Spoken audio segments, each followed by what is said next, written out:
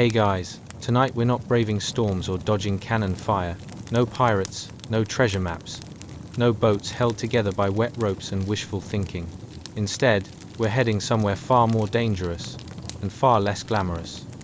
We're going to medieval Europe. Not the knight in shining armor version. Not the castle with Netflix, tapestries, and perfectly lit, always version.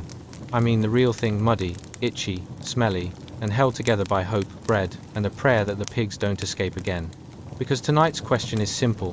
Why wouldn't you last even one day as a medieval peasant?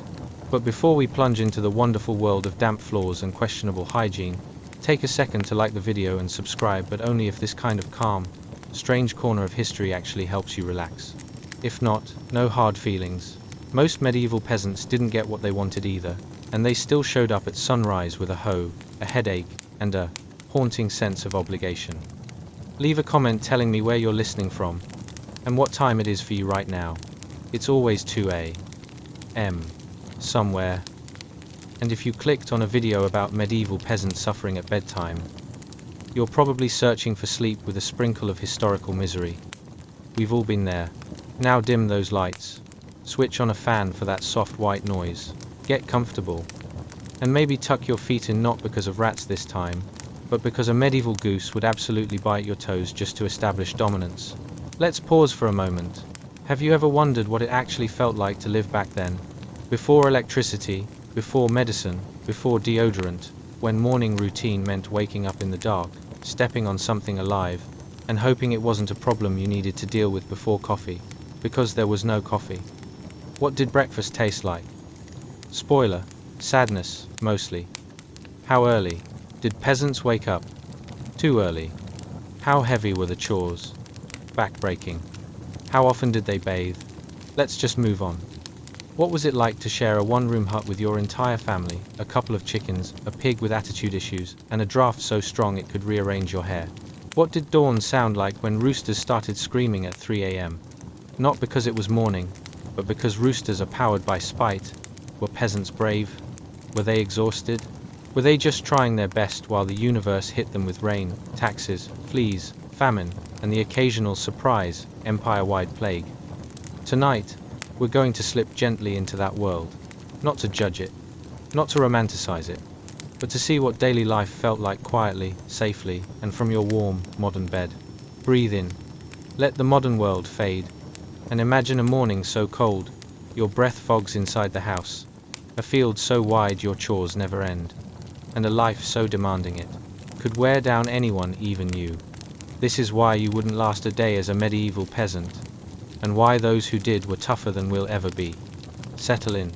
Close your eyes if you want, and let the story begin. Chapter 1. The dawn that belonged to the peasants. And now, as we leave behind the warm Nile dusk and return to the soggy, mud-soaked heartbeat of medieval Europe, let your breath fall into a slow rhythm, because we're stepping into a morning that belonged to a kind of human toughness most of us can't even pronounce, let alone imitate. Picture this. A bleak, misty field stretching into the early dawn. Not the gentle, cinematic kind of mist, more like the damp, stubborn fog that seeps into your clothes, your bones, and your will to function. The first light of day struggles across the horizon, thin and pale, as if even the sun isn't fully committed to showing up for work. And standing alone in that chilly, half-awake silence, a medieval peasant, stoic, still, already tired, somehow. He wears layers of rough wool patched so many times that the patches have patches, and the original fabric is just a rumor. The clothing hangs on him like a damp apology from the fit there universe. His hands are thick with calluses, the kind earned not through gym memberships or productivity hacks, but through lifting, digging, hauling, chopping, dragging, and generally battling the earth itself for the right to stay alive another day. His face is lined in a way that suggests he was born slightly disappointed and has had every reason to remain that way. He stands in the mud, breathing out little puffs of fog, his breath the only warm thing for miles. This is dawn on the medieval farm, not peaceful, not idyllic, just necessary. And the peasant knows exactly what this faint morning light is saying. Good morning, you're already behind. Because the day ahead is long, longer than yesterday, almost certainly harder than tomorrow, and absolutely not up for negotiation. He looks over the field, a wide expanse of stubborn soil that has decided, as usual, not to cooperate. The mist clings to the ground like a sleepy ghost refusing to clock out. Somewhere in the distance, a cow makes a sound that could mean hunger, confusion, or emotional commentary.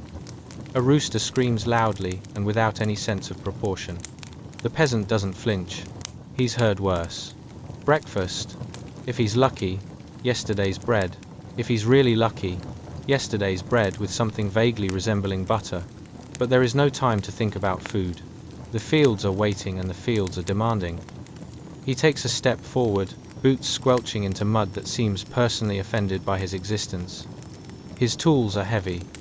His back is stiff. His muscles ache with the quiet resentment of someone who has never known a day off. Yet, he moves, slowly, steadily, certain in that unspoken, medieval way that if he doesn't work, the earth won't feed him. And if the earth doesn't feed him, well, the medieval world is not known for second chances.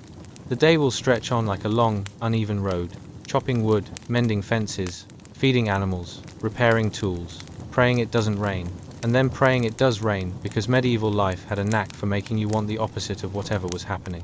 He will sweat, he will ache, he will curse quietly at stubborn soil and louder at stubborn animals. He will scrape mud off his shoes 5 times before noon, and somehow still end the day covered in more mud than he started with. And yet, beneath all of it, there is something steady inside him, a quiet endurance, a resilience so woven into his bones that the dawn doesn't intimidate him anymore. This bleak, misty morning isn't cruel to him. It's simply the world he belongs to, a world that asks everything, gives little, and still somehow keeps him moving. And as the fog finally begins to thin, and the sun decides to commit to the day, the peasant adjusts his wool tunic, tightens his grip on his tools, and steps fully into the work ahead. Not because he wants to, not because he's inspired, but because this is life, and life, for him, begins at dawn. Chapter 2. The hour when only one peasant keeps the night alive. And now, as we drift deeper into the strange rhythm of medieval life, let your breath soften, because we're stepping into one of the quietest, coldest, and most unexpectedly important hours of a peasant's day. Picture this, a one-room medieval hut, dark, cramped, drafts slipping in through walls made of wattle, daub, and pure optimism. The wind outside sighs like an old spirit tired of haunting the same field every night. Inside, a family huddles together beneath a pile of rough wool blankets. Children, parents, maybe a grandparent, a chicken or two that insisted on coming inside, and a pig asleep in the corner, because pigs, historically, never cared about personal space. All breathing in a slow, bundled chorus, soft, warm, foggy little breaths rising into the cold air. But one person, one tired, stoic peasant, is awake. Not because he wants to be, not because he's doing something heroic, but because this is the medieval, expected, waking hour. A perfectly normal thing back then. People woke up once in the middle of the night, sat around for a bit, then went back to sleep again. No one thought it was odd, because everything in medieval life was already odd. The hut is silent except for snoring, wind groaning wood, and the faint crackle of cooling embers. The peasant quietly rises from the family heap, peeling himself away from the warmth like someone pulling off a very cold bandage. He winces as the air hits him. It feels like stepping into a puddle made of winter. His feet touch the floor. It is, of course, freezing. He pads across the room, careful not to wake the pig, because an irritated medieval pig is the last thing anyone wants at 2 a.m. In the corner, the hearth glows faintly, a soft, reddish pulse like the heart of the house refusing to die. The peasant kneels in front of it, his wool shirt scratches, his breath floats in pale clouds. The night presses around him like a heavy blanket, made of darkness and responsibility. He takes the fire poker, a simple iron rod, bent from years of use, and gently stirs the glowing coals. They shift, softening, brightening, then flare into a slow, sleepy bloom of orange light. Not fire, not flames, just warmth, just survival. He adds a small piece of wood, listening to the hush of it catching, not roaring, just glowing, enough to keep the cold from creeping into the bones of the family sleeping behind him. This is the medieval version of checking the thermostat, except the thermostat is alive and fragile, and also the only thing standing between you and freezing to death. While the coals settle into their quiet glow, The peasant sits back on his heels.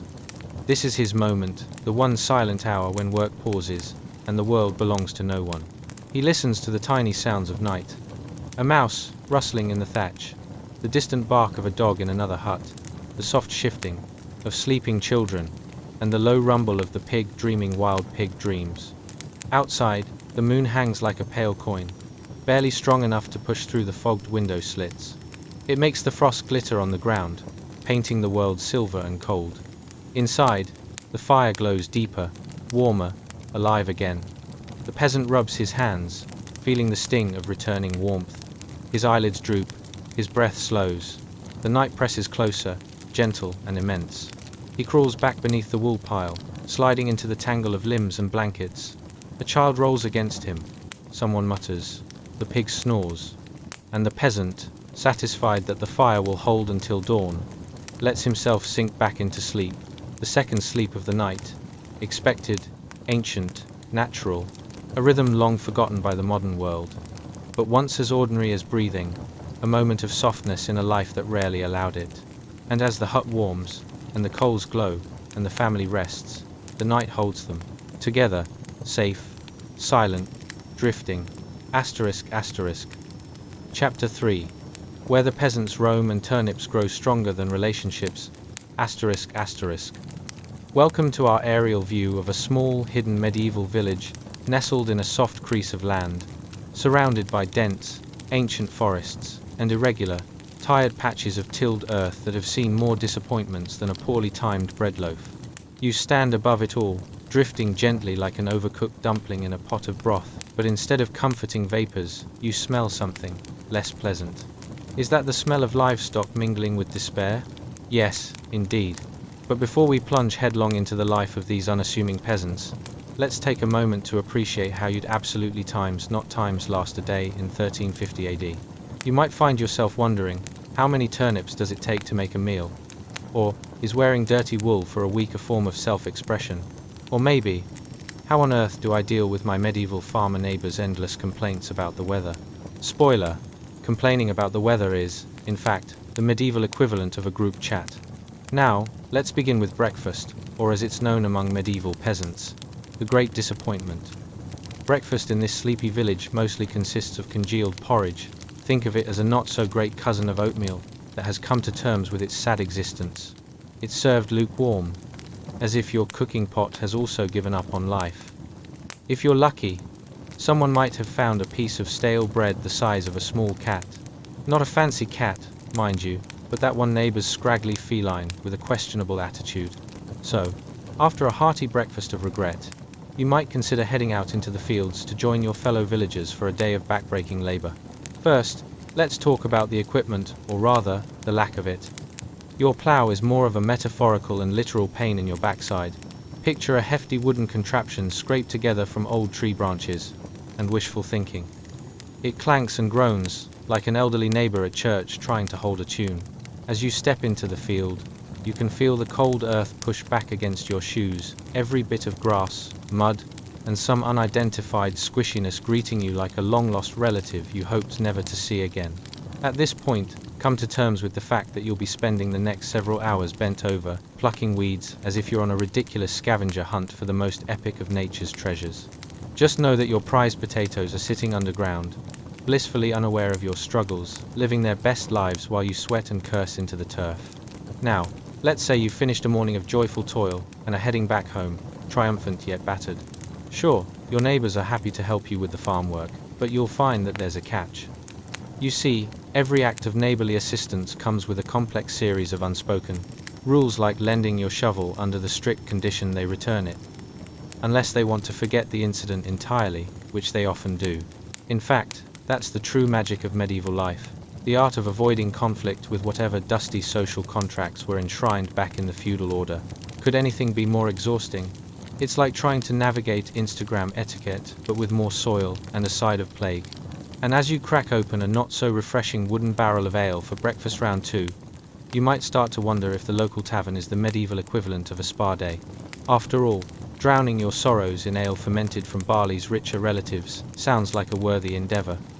But in truth, tavern conversations are often filled with gossip as thick as the mud on your boots. You'll discuss everything from the usual "how many goats does old Balthazar own?" to "did you hear Edith is now wearing a new shade of brown?" Riveting stuff, really. Just as you're about to take a victory sip from your battered mug, tragedy strikes. You catch a glimpse of a group of nobles riding through the village, effortlessly tossing coins while the peasants look on, their eyes wide with envy. The nobles are clad in hues that rival even the most jubilant carnival floats, their outfits adorned with enough jewels to make a raven jealous. And here you are, dressed in layers of heavy wool that have long since embraced their spacious, moth-infested existence. Reflect a moment, those nobles live in a world where luxury means having a fancy goblet for your ale instead of a chipped wooden bowl. Congratulations. You've just realized that your best accessory is the unfortunate smell of your unwashed tunic mixed with the sweetness of desperation. You can't make this up. This is the life. So, as you wrap up your leisurely afternoon of intense barn duties and emotionally charged ale drinking, remember this. The hardest part about living in this medieval village isn't the lack of comfort. It's the constant feeling that your life is nothing more than fodder for a future historian's sarcasm-laden take on the good old days. But hey, at least you'll fall asleep that night, knowing your next day will probably include more of the same delightful grind. Buckle up, peasant life, you've got a long night ahead. Asterisk asterisk. Chapter 4. A close encounter with architectural misery. Asterisk asterisk. Hey guys, welcome back to our delightful descent into the quagmire that is medieval life. Tonight, we explore something colder than your ex's heart. The charming habitat of a medieval peasant. Specifically their crumbling abode, known as the wattle and daub hut. Cliché? Perhaps. But do such quaint phrases truly convey the essence of living inside a glorified mud pie? Before we jump into the murky waters of medieval architecture, let's take a pause, a gentle breath, if you will. Imagine what it must have been like waking up in the year 1350, surrounded by walls that had more cracks than a city street after a heat wave. Ever wondered how many layers of mud and dung it took to call a place home, or how the phrase "keep it together" had a rather literal meaning for your poor thatched roof? Or possibly, how one decided which end of the hut to stay in during a downpour, the one that leaks less? Spoiler alert, you'd be rolling the dice every time. Now, let's paint a picture literally. Your medieval hut bears a close resemblance to a sad, sagging mochaccino. Seriously, you tiptoe around your home, wrapping layers of wool around yourself, only to have the walls play a constant game of guess the moisture level. What's that? A sudden influx of rain? No problem. Your roof will transform into a delightful surprise waterfall, cascading down like a 4-star spa treatment. If you ignore the accompanying aroma of wet straw mixed with desperation, and the faint sound of vermin cheering in the corners. Let's talk about architecture, shall we? The walls of your cozy abode are built from wattle and daub, which is basically medieval DIY gone terribly wrong. Picture this. Thin wooden sticks woven together like a giant birdcage, and then, because why not, coated with a sticky mixture of mud, straw, and dung. Yes, dung. It's not just a decorative choice. It's a functioning building material. Because who doesn't want to inhabit a structure that includes, for the sake of aesthetics, the very aroma of yesterday's dinner? Ever thought of mixing things up and using roof shavings for an air freshener? Now, your neighbors may boast about their own oven. They'll wax poetic about the fine art of mixing mud and straw to achieve that rustic chic look. But all of that charm disappears on a rainy day when you realize you've inadvertently created a mudslide in your very own living room. The moment you step inside, you risk being swallowed by the squishiness of the earth itself, thinking, is this how I go? Drowned by a soggy earthen hug. Much like your last relationship, it's an uphill battle with no real reward in sight. So let's get real. When it comes to building materials, medieval architects had a certain flair for the dramatic.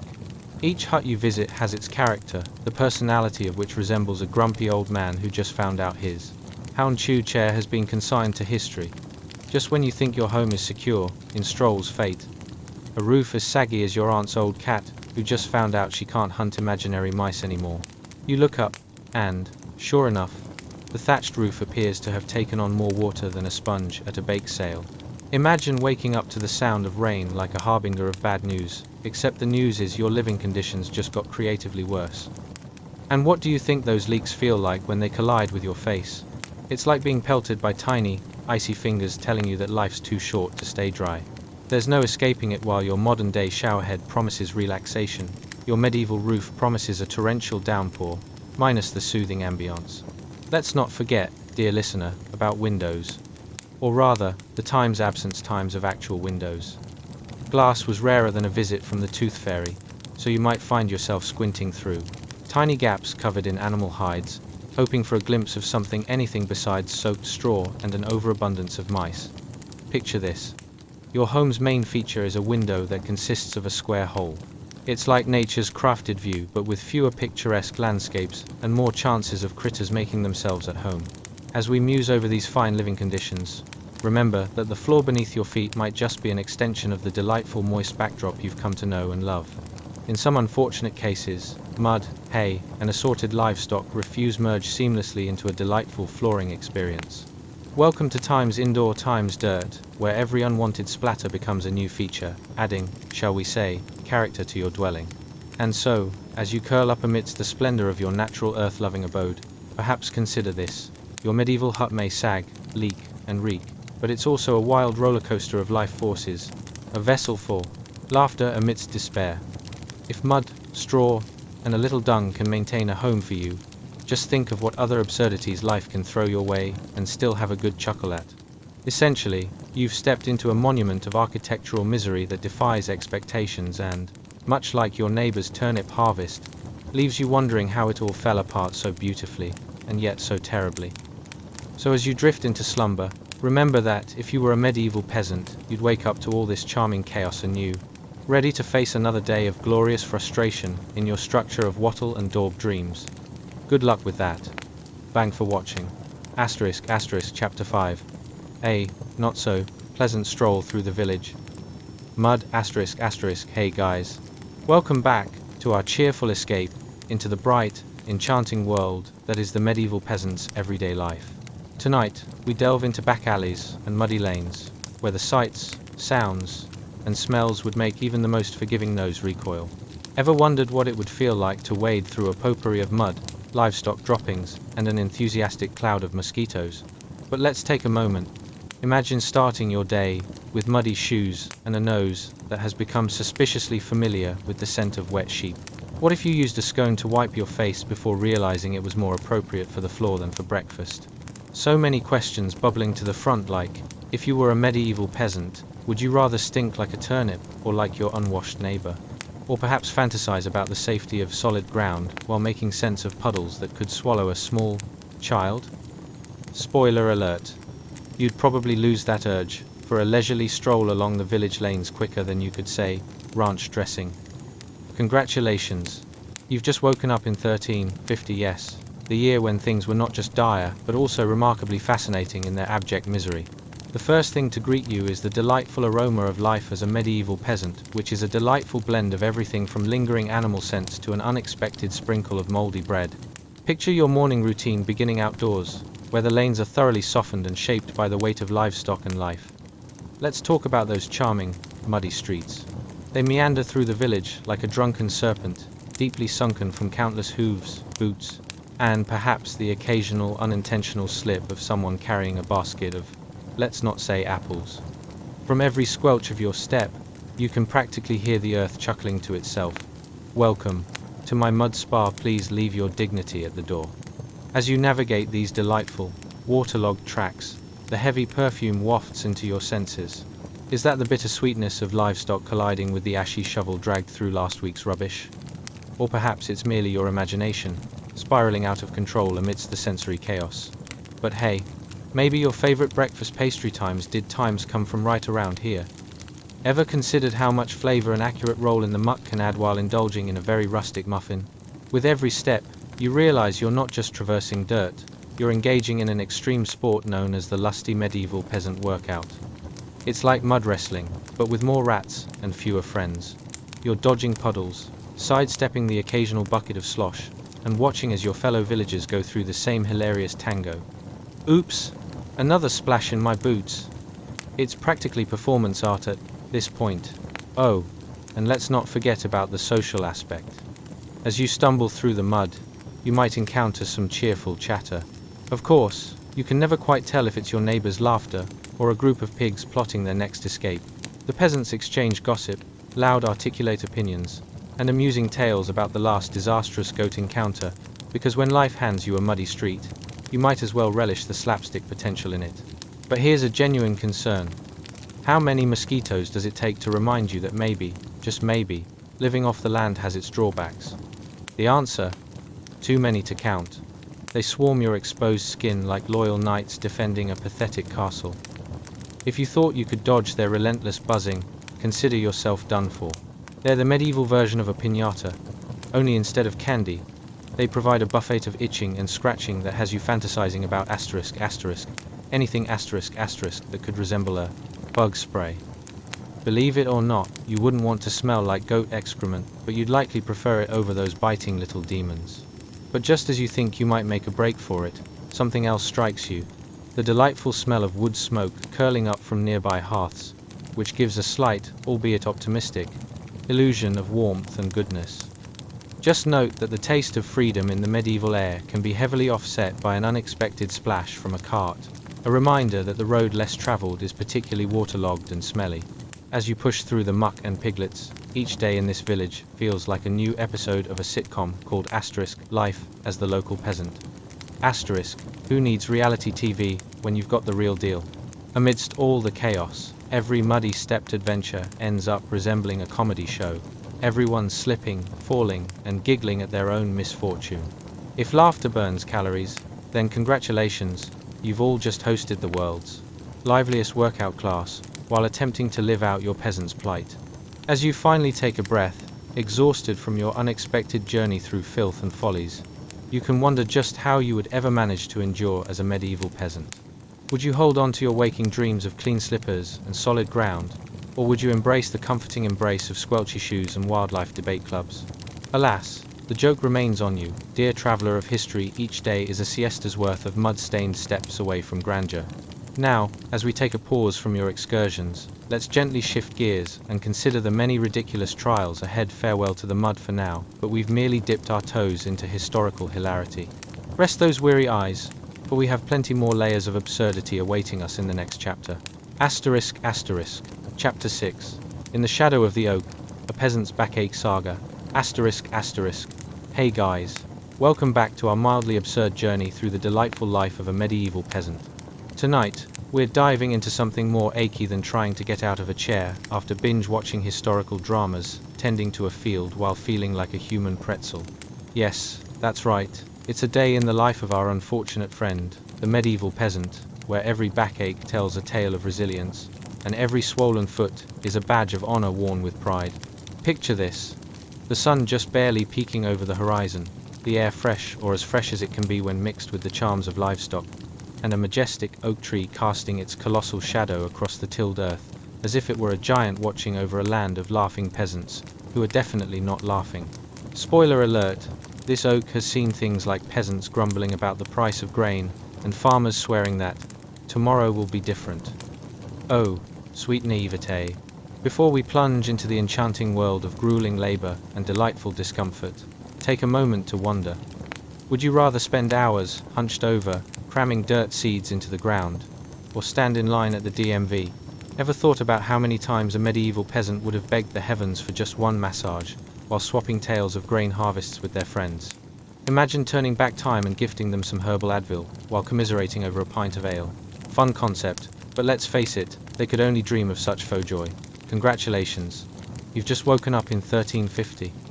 Yes, that glorious year when the good old days actually meant what in the world is that smell. Here you are, step into your wooden shoes, which, by the way, provide almost no protection from the sharpest rocks on your path. You find yourself gazing at rows upon rows of uneven fields, thoughtfully tilled by your fellow peasants who, at this hour, are approximating a synchronized swimming routine, except with dirt and a hint of back pain. As you step out, the sun is just beginning to rise, a beacon of false hope that promises today will be different, as you try not to trip over your neighbor's goat, which plays a grand role in your morning routine. Goats are unexpectedly adept at dodging boots, and they seem to know it's your first day on the job. Cue the dramatic music. Now, let's talk about that old oak tree spreading its massive limbs overhead. This ancient titan may seem like the best place to rest, but it's not a spa, trust me.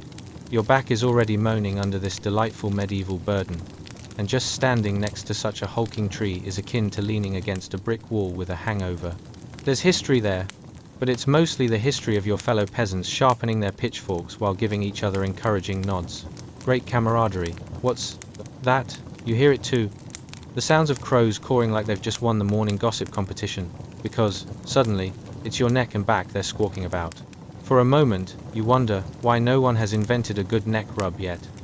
Wouldn't it sell better than medieval plague cure-all? As you hunch over, wrangling with clumps of soil and seeds, you might ask yourself if this is a farmer's life or an elaborate exercise in back contortions. Pull one way and you're greeted by a spasm, pull another and you might as well be begging your spine for mercy. Ever considered how much longer humans would live if we had learned to stretch before farming? You might even invent yoga and become the world's first medieval guru, complete with a fond memory of this oak shadow. Every seed you plant conjures thoughts of grown-up rituals, the ceremonial patting of the ground, the desperate prayers to the soil gods, and of course, the ominous glances from your neighbors, as if you were one errant shovelful away from starting a mud fight. And oh, the glorious smells. You might think you're inhaling nature at its finest, but it's more like taking a big whiff of what today's chef's special barnyard surprise might have defecated. Let's hypothetically fast forward to your first lunch break, huh? Lunch breaks are a concept forged in dreams, especially when your idea of a feast consists of stale bread and a questionable hunk of cheese. But it hits you right then, yes, a moment of reverie amidst the dirt. What if you treated yourself to a little slapstick comedy? Try tripping over a bucket of milk while juggling tools, and suddenly you'll find yourself the leading act in your very own peasant circus. Feeling your back complain is one thing, but hearing your stomach's primal growl creates an entirely new level of hilarity. Your fellow peasants make offers, tempting you to trade that misplaced fecal masterpiece for a crust of something that may or may not have been bread yesterday. You know what they say, one person's stale is another person's treasure. And as you unravel from your back-breaking endeavors, contemplating your existence while forcefully ignoring the faint scent of goat, you may wonder if this is what life's all about. A little toil, a whole lot of humor, and occasional epiphanies about the futility of trying to squeeze the last ounce of yield from your field. Spoiler alert, yes. So let's slowly meander away from this momentous struggle. Breathe deep into the moisture-laden air and revel in the absurdity that is your medieval plight. Because if nothing else, you'd better believe that in the heart of it all lies the potential for laughter. Laughter that could echo through the ages, and maybe even convince you to pick up the pitchfork tomorrow, rather than, say, taking an overpriced medieval vacation. With that, dear friend, let's gently inch forward into the upcoming adventures of medieval life, where misfortune and hilarity dance hand in hand like poor waifs at a village fair. Rest your weary head and embrace the whimsical chaos that awaits.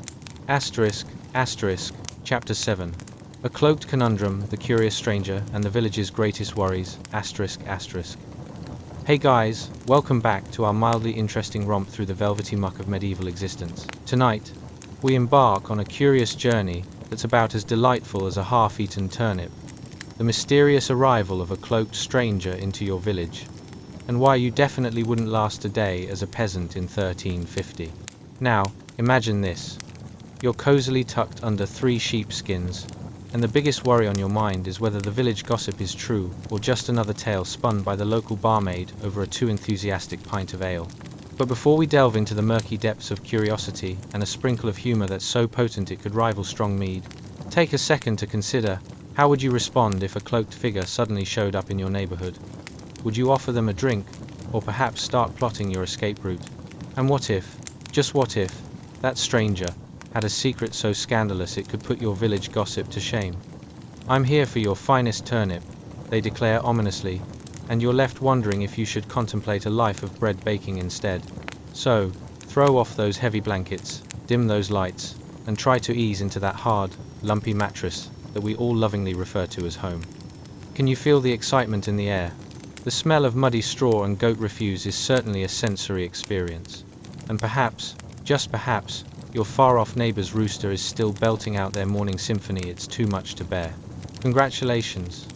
You've just woken up in 1350, the year when bread was considered a delicacy, and the word personal space was merely a figment of someone's imagination.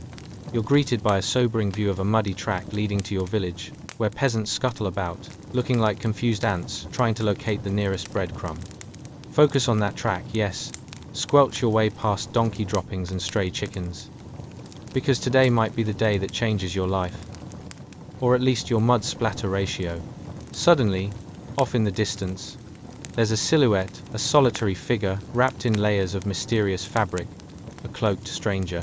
Imagine this figure striding down the muddy road, creating an aura of intrigue and generalized anxiety among the locals, like a walking, breathing riddle mixed with a side of bad luck. You'd better believe that every villager, from the oldest crone to the most bewildered child, is eyeing them with the cautious suspicion traditionally reserved for burning witches or bad bread. What do they want? Good question. Might they be a wandering minstrel, or perhaps a traveling merchant? Or could it be that they are actually a time traveler from the future who just wanted to experience natural cheese? Regardless, the village's best and brightest are watching with more concern than interest, peering through their crumbly doorways, as if they were undercover spies enjoying some heavy-duty eavesdropping. As the cloaked figure approaches, imagine the scene, the rain-drenched earth squelching like an excited goose beneath their feet. They pause, nearly drowning in the narrowing gaze of the villagers. An ominous stillness blankets the crowd, almost like the moment before you fortunately realize you've put your shirt on inside out right before an important meeting, pure horror, paired with a dash of hope that no one will notice. But wait, the biggest peasant concern of the day boils to the surface. What's in the cloak? Is it the latest fashion statement? A rare breed of herb that could either cure all ailments or make you see mystical goats? The village collective breathes harder than a smoked mackerel, pondering the hidden properties of this approach. Or worse, what if they bring news of a grain shortage? The horror. Now let's divert for a moment to consider the absurdity of life as a medieval peasant. Ever needed to comb through your neighbor's goat hair for fine jewelry? It's surprisingly easy to confuse goat tangles with your lost heirloom. Or how about the wild goose chase of trying to figure out who swiped your hat during last week's harvest festival? A hat that you crafted lovingly from your 3-day-old straw might just earn you an honorary spot on the most embarrassing peasant moves list. In the meantime, the cloaked stranger takes a seat at the rickety table set up in the village square. A scrawny rooster looks on, the undisputed king of fowl judging the suspect's every move. Wouldn't it be amusing if you sat there, pondering whether to directly interrogate this stranger about their credentials, or flip them over a hill on a wheelbarrow to determine if they're actually an alien in disguise? With each cautious approach, the stranger opens the cloak, but instead of revealing a wondrous treasure or a giant sack of ale, which would surely relieve the village of its daily troubles, they pull out a loaf of bread. Gasp. It's the kind of bread that resembles a moldy stone, practically radiating confidence like the village baker after a particularly successful day's work. You lean in closer as the murmurs rise, performing your own little will they, won't they analysis, as though you're watching a soap opera with really bad production values. If you could only hear the collective gulp of the villagers as they register the weight of the situation after all. Lumpy bread from a stranger could mean doom. Or, casual disaster. But who needs comfort food when you have a looming existential crisis, right? Wrap that up with a mangled discussion about the cloaked figure and their suspicious bread, and you might just stir up a conspiracy theory grand enough to make you run for the hills. And so we drift into the depths of cartoonish medieval perplexity, where whatever you thought was an average day has turned into a disorienting spectacle, led by a cloaked intern in the craft of foliage fashion. Tension swells, laughter rings, and above all, that deliciously absurd notion lingers. You're not just a peasant in a simple village. Today, you're a quaint partaker in a series of mishaps that would make even your resilient wool tunic cringe. As the villagers exchange uncertain glances and revisions of their previous gossip about this strange visitor, because gossip isn't just a pastime, it's a way of life. Let's pause momentarily, sip our lukewarm ale, and remind ourselves that the absurdity of medieval times will always maintain its humorous edge. So sit back, dear listener, and prepare your humble self for yet another round of silly medieval antics that lay just ahead. Asterisk, asterisk. Chapter 8, A Gloomy Gathering, Navigating the Depths of the Forest, asterisk, asterisk. Hey there, night owls, ready to drift into the absurdly curious corners of medieval life.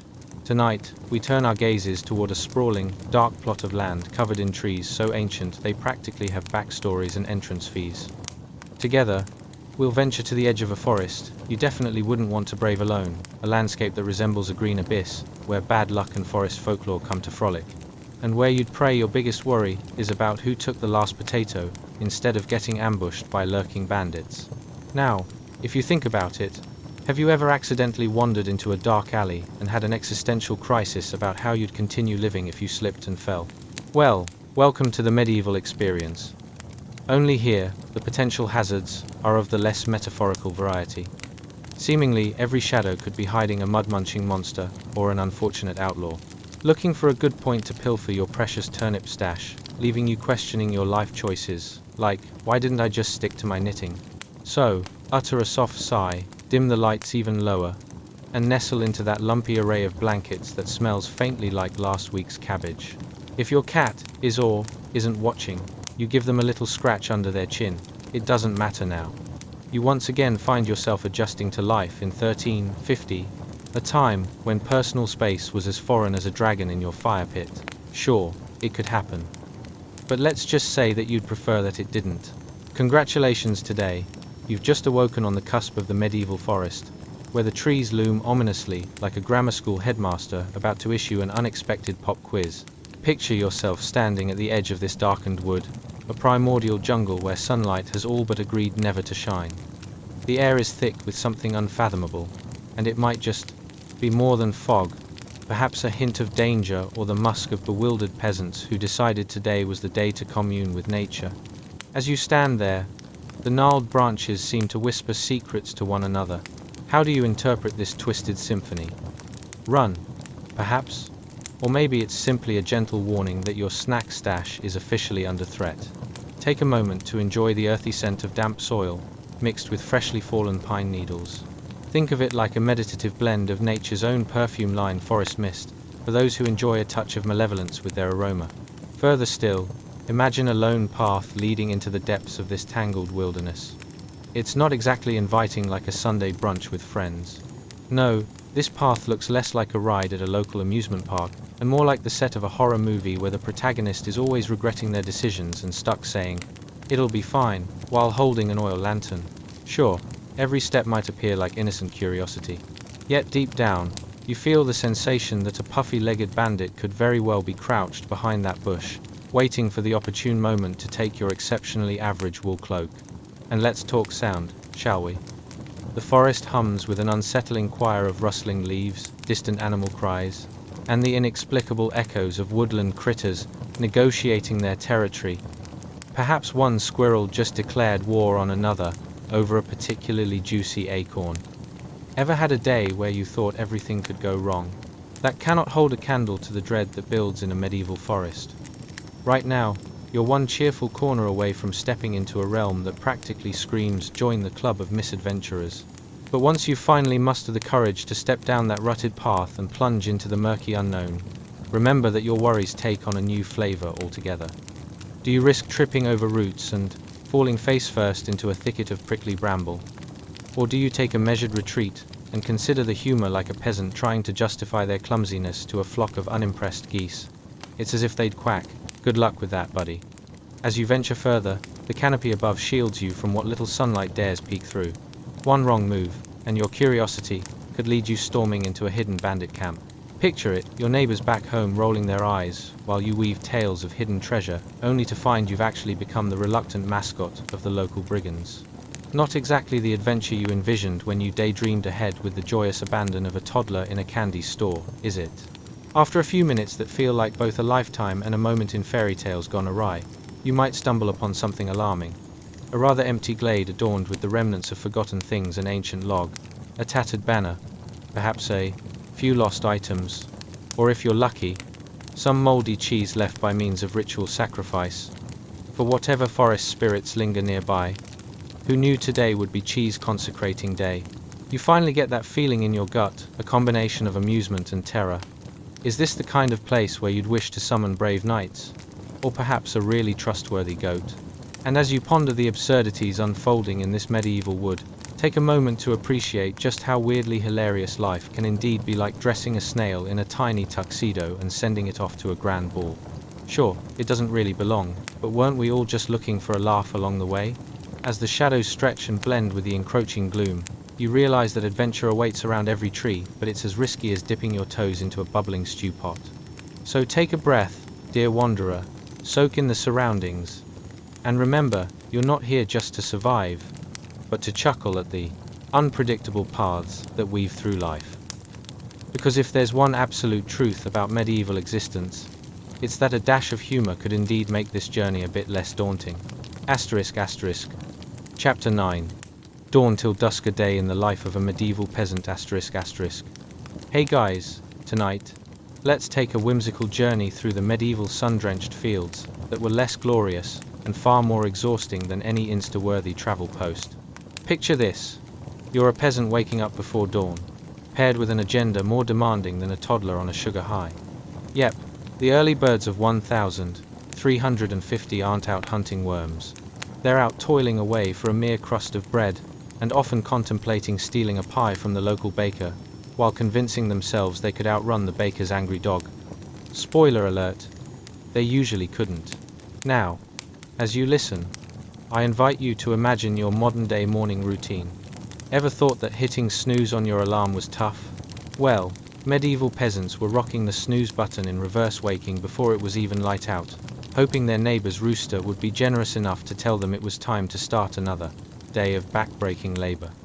How many times before reaching the field did they consider pulling a "it's not me, it's you" on daylight?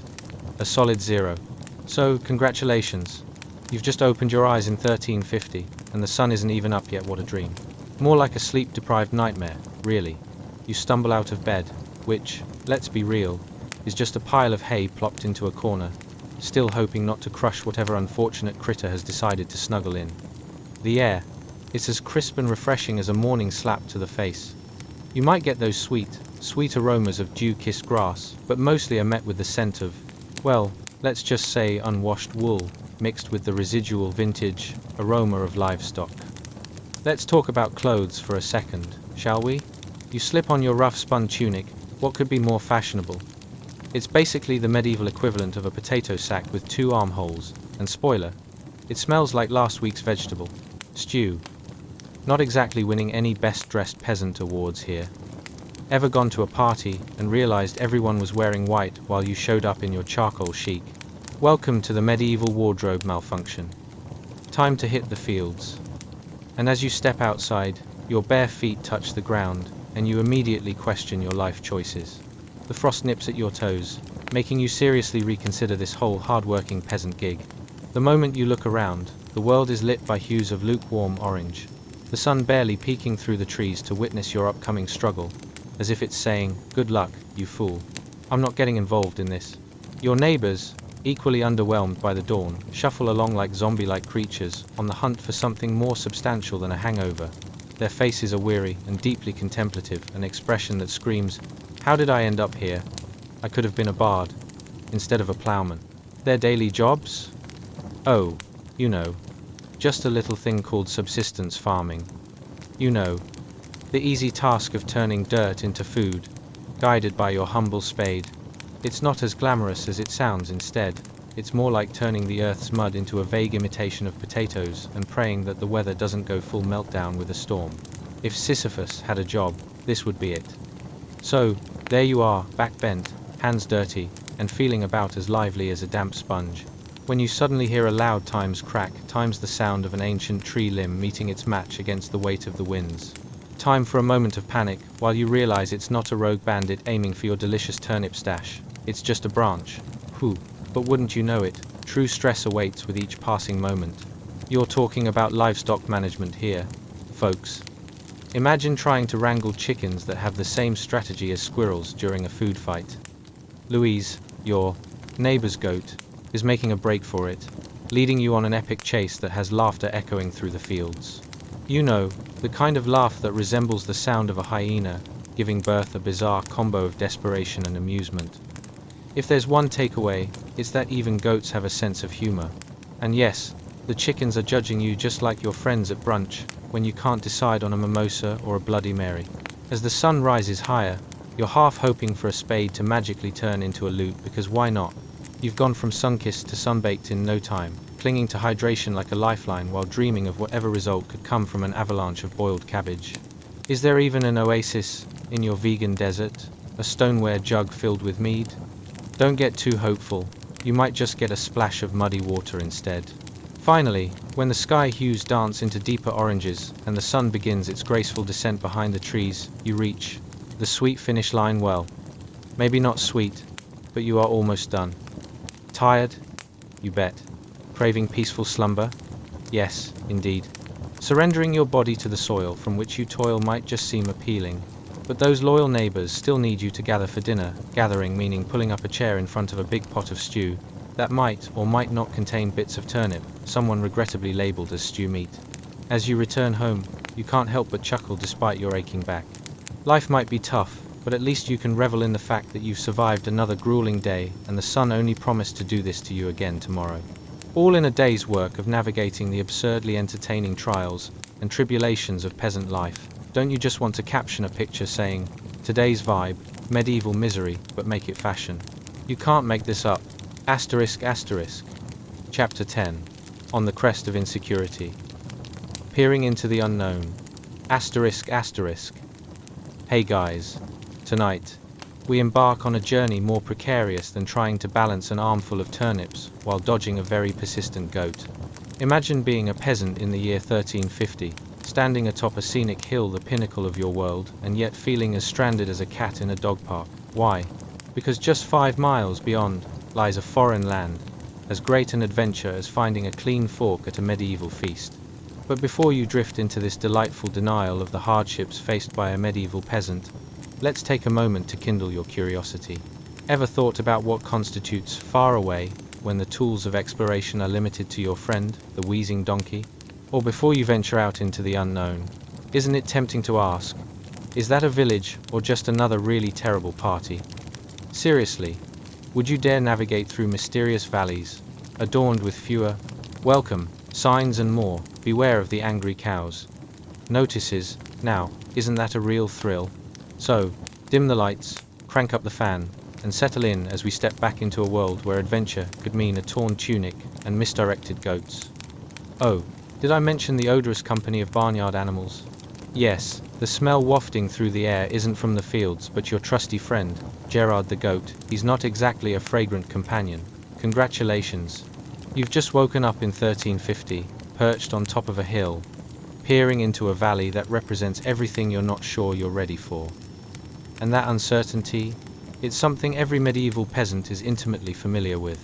Picture this scene. With the sun barely breaking the horizon, you find yourself standing on the crest of this small hill, surveying your modest panorama. Below you, the lush fields stretch on like a patchwork quilt, each square stitched together by centuries of toil. Grab your morning brew. Oh wait, you don't have a coffee pot, just a rusty cup full of cold water. How quaint. Yet, the surrounding landscape looks deceptively breathtaking, illuminated by that early sun, making the world feel just times awkwardly times serene. And yet, as you gaze across this veritable tapestry of greens and browns, a gnawing thought plagues you. How far are you willing to venture? 5 miles to the next village sounds like a pleasant stroll, but this is medieval times, and let's be real, every step could be accompanied by a slightly nauseous feeling of impending doom. What if you encounter wild boars, rogue landowners, or worse, a cheese thief? Seriously, even the threat of a rogue wheel of cheese could turn a calm errand into a disaster. Featured on Times, Peasant Cops, Unruly Times, asterisk. As you ponder the potential perils ahead, your imagination wanders. Maybe that far-off land holds the secrets of smoother bread, better wines, and perhaps even Wi-Fi. Oh, sweet 14th century Wi-Fi. Spoiler, it's just a myth, much like healthy medieval snacks. You briefly wonder how many people have made it across the valley and returned with tales of wonder. Spoiler alert, it's slim to none. The realism hits you like a sack of turnips. No one told stories of triumphant travels. They only shared horror stories, probably around a dinner table while passing the turnips and avoiding eye contact. And isn't it funny how today's adventures seem a world away? Your biggest dilemma is whether to navigate the office politics or tackle an IKEA assembly without a meltdown, while your medieval counterpart is weighing the importance of staying put versus risking a run-in with a rogue chicken. Choosing to stay put suddenly seems like the smartest option available. No judgment here. If there's one thing you're learning, it's that caution comes wrapped in the delivery of questionable adventure. As you come back to reality, you spot your fellow peasants, who also look up from their chores, appearing nearly as lost in thought as you are. Are they comparing notes on cheese retrieval tactics, or contemplating the varying merits of courting goats? Either way, it's business as usual. They start shuffling past you. It's like an awkward game of who can ignore the man on the hill the best. Each stranger takes your gaze as an emotional cue. Times, this land is ours. Leave, chair stealers. Asterisk. You imagine a wistful bard serenading your limitations. Asterisk. Lo and behold, our peasant, filled with dread, draped in tunic, dreaming of the bread. Asterisk. Only the bread remains unbaked. Because what's a medieval peasant without a dose of realism? It would be a kind of poetic tragedy, wouldn't it? But just when you start feeling overwhelmed by your overbearing thoughts and philosophical musings about potential quests in life, fear not. Adventure can begin right here, on your hillside. After all, life as a medieval peasant isn't just about survival. It's about finding clever ways to endure the mundane. Perhaps you could share your musings with the nearby donkeys, or immortalize your thoughts on the back of a turnip. Not that it'll get far, but at least it would put your creativity to good work. So, as the sun rises higher, illuminating this breathtaking landscape, you realize that there's comfort in the hilariously tumultuous life of a peasant.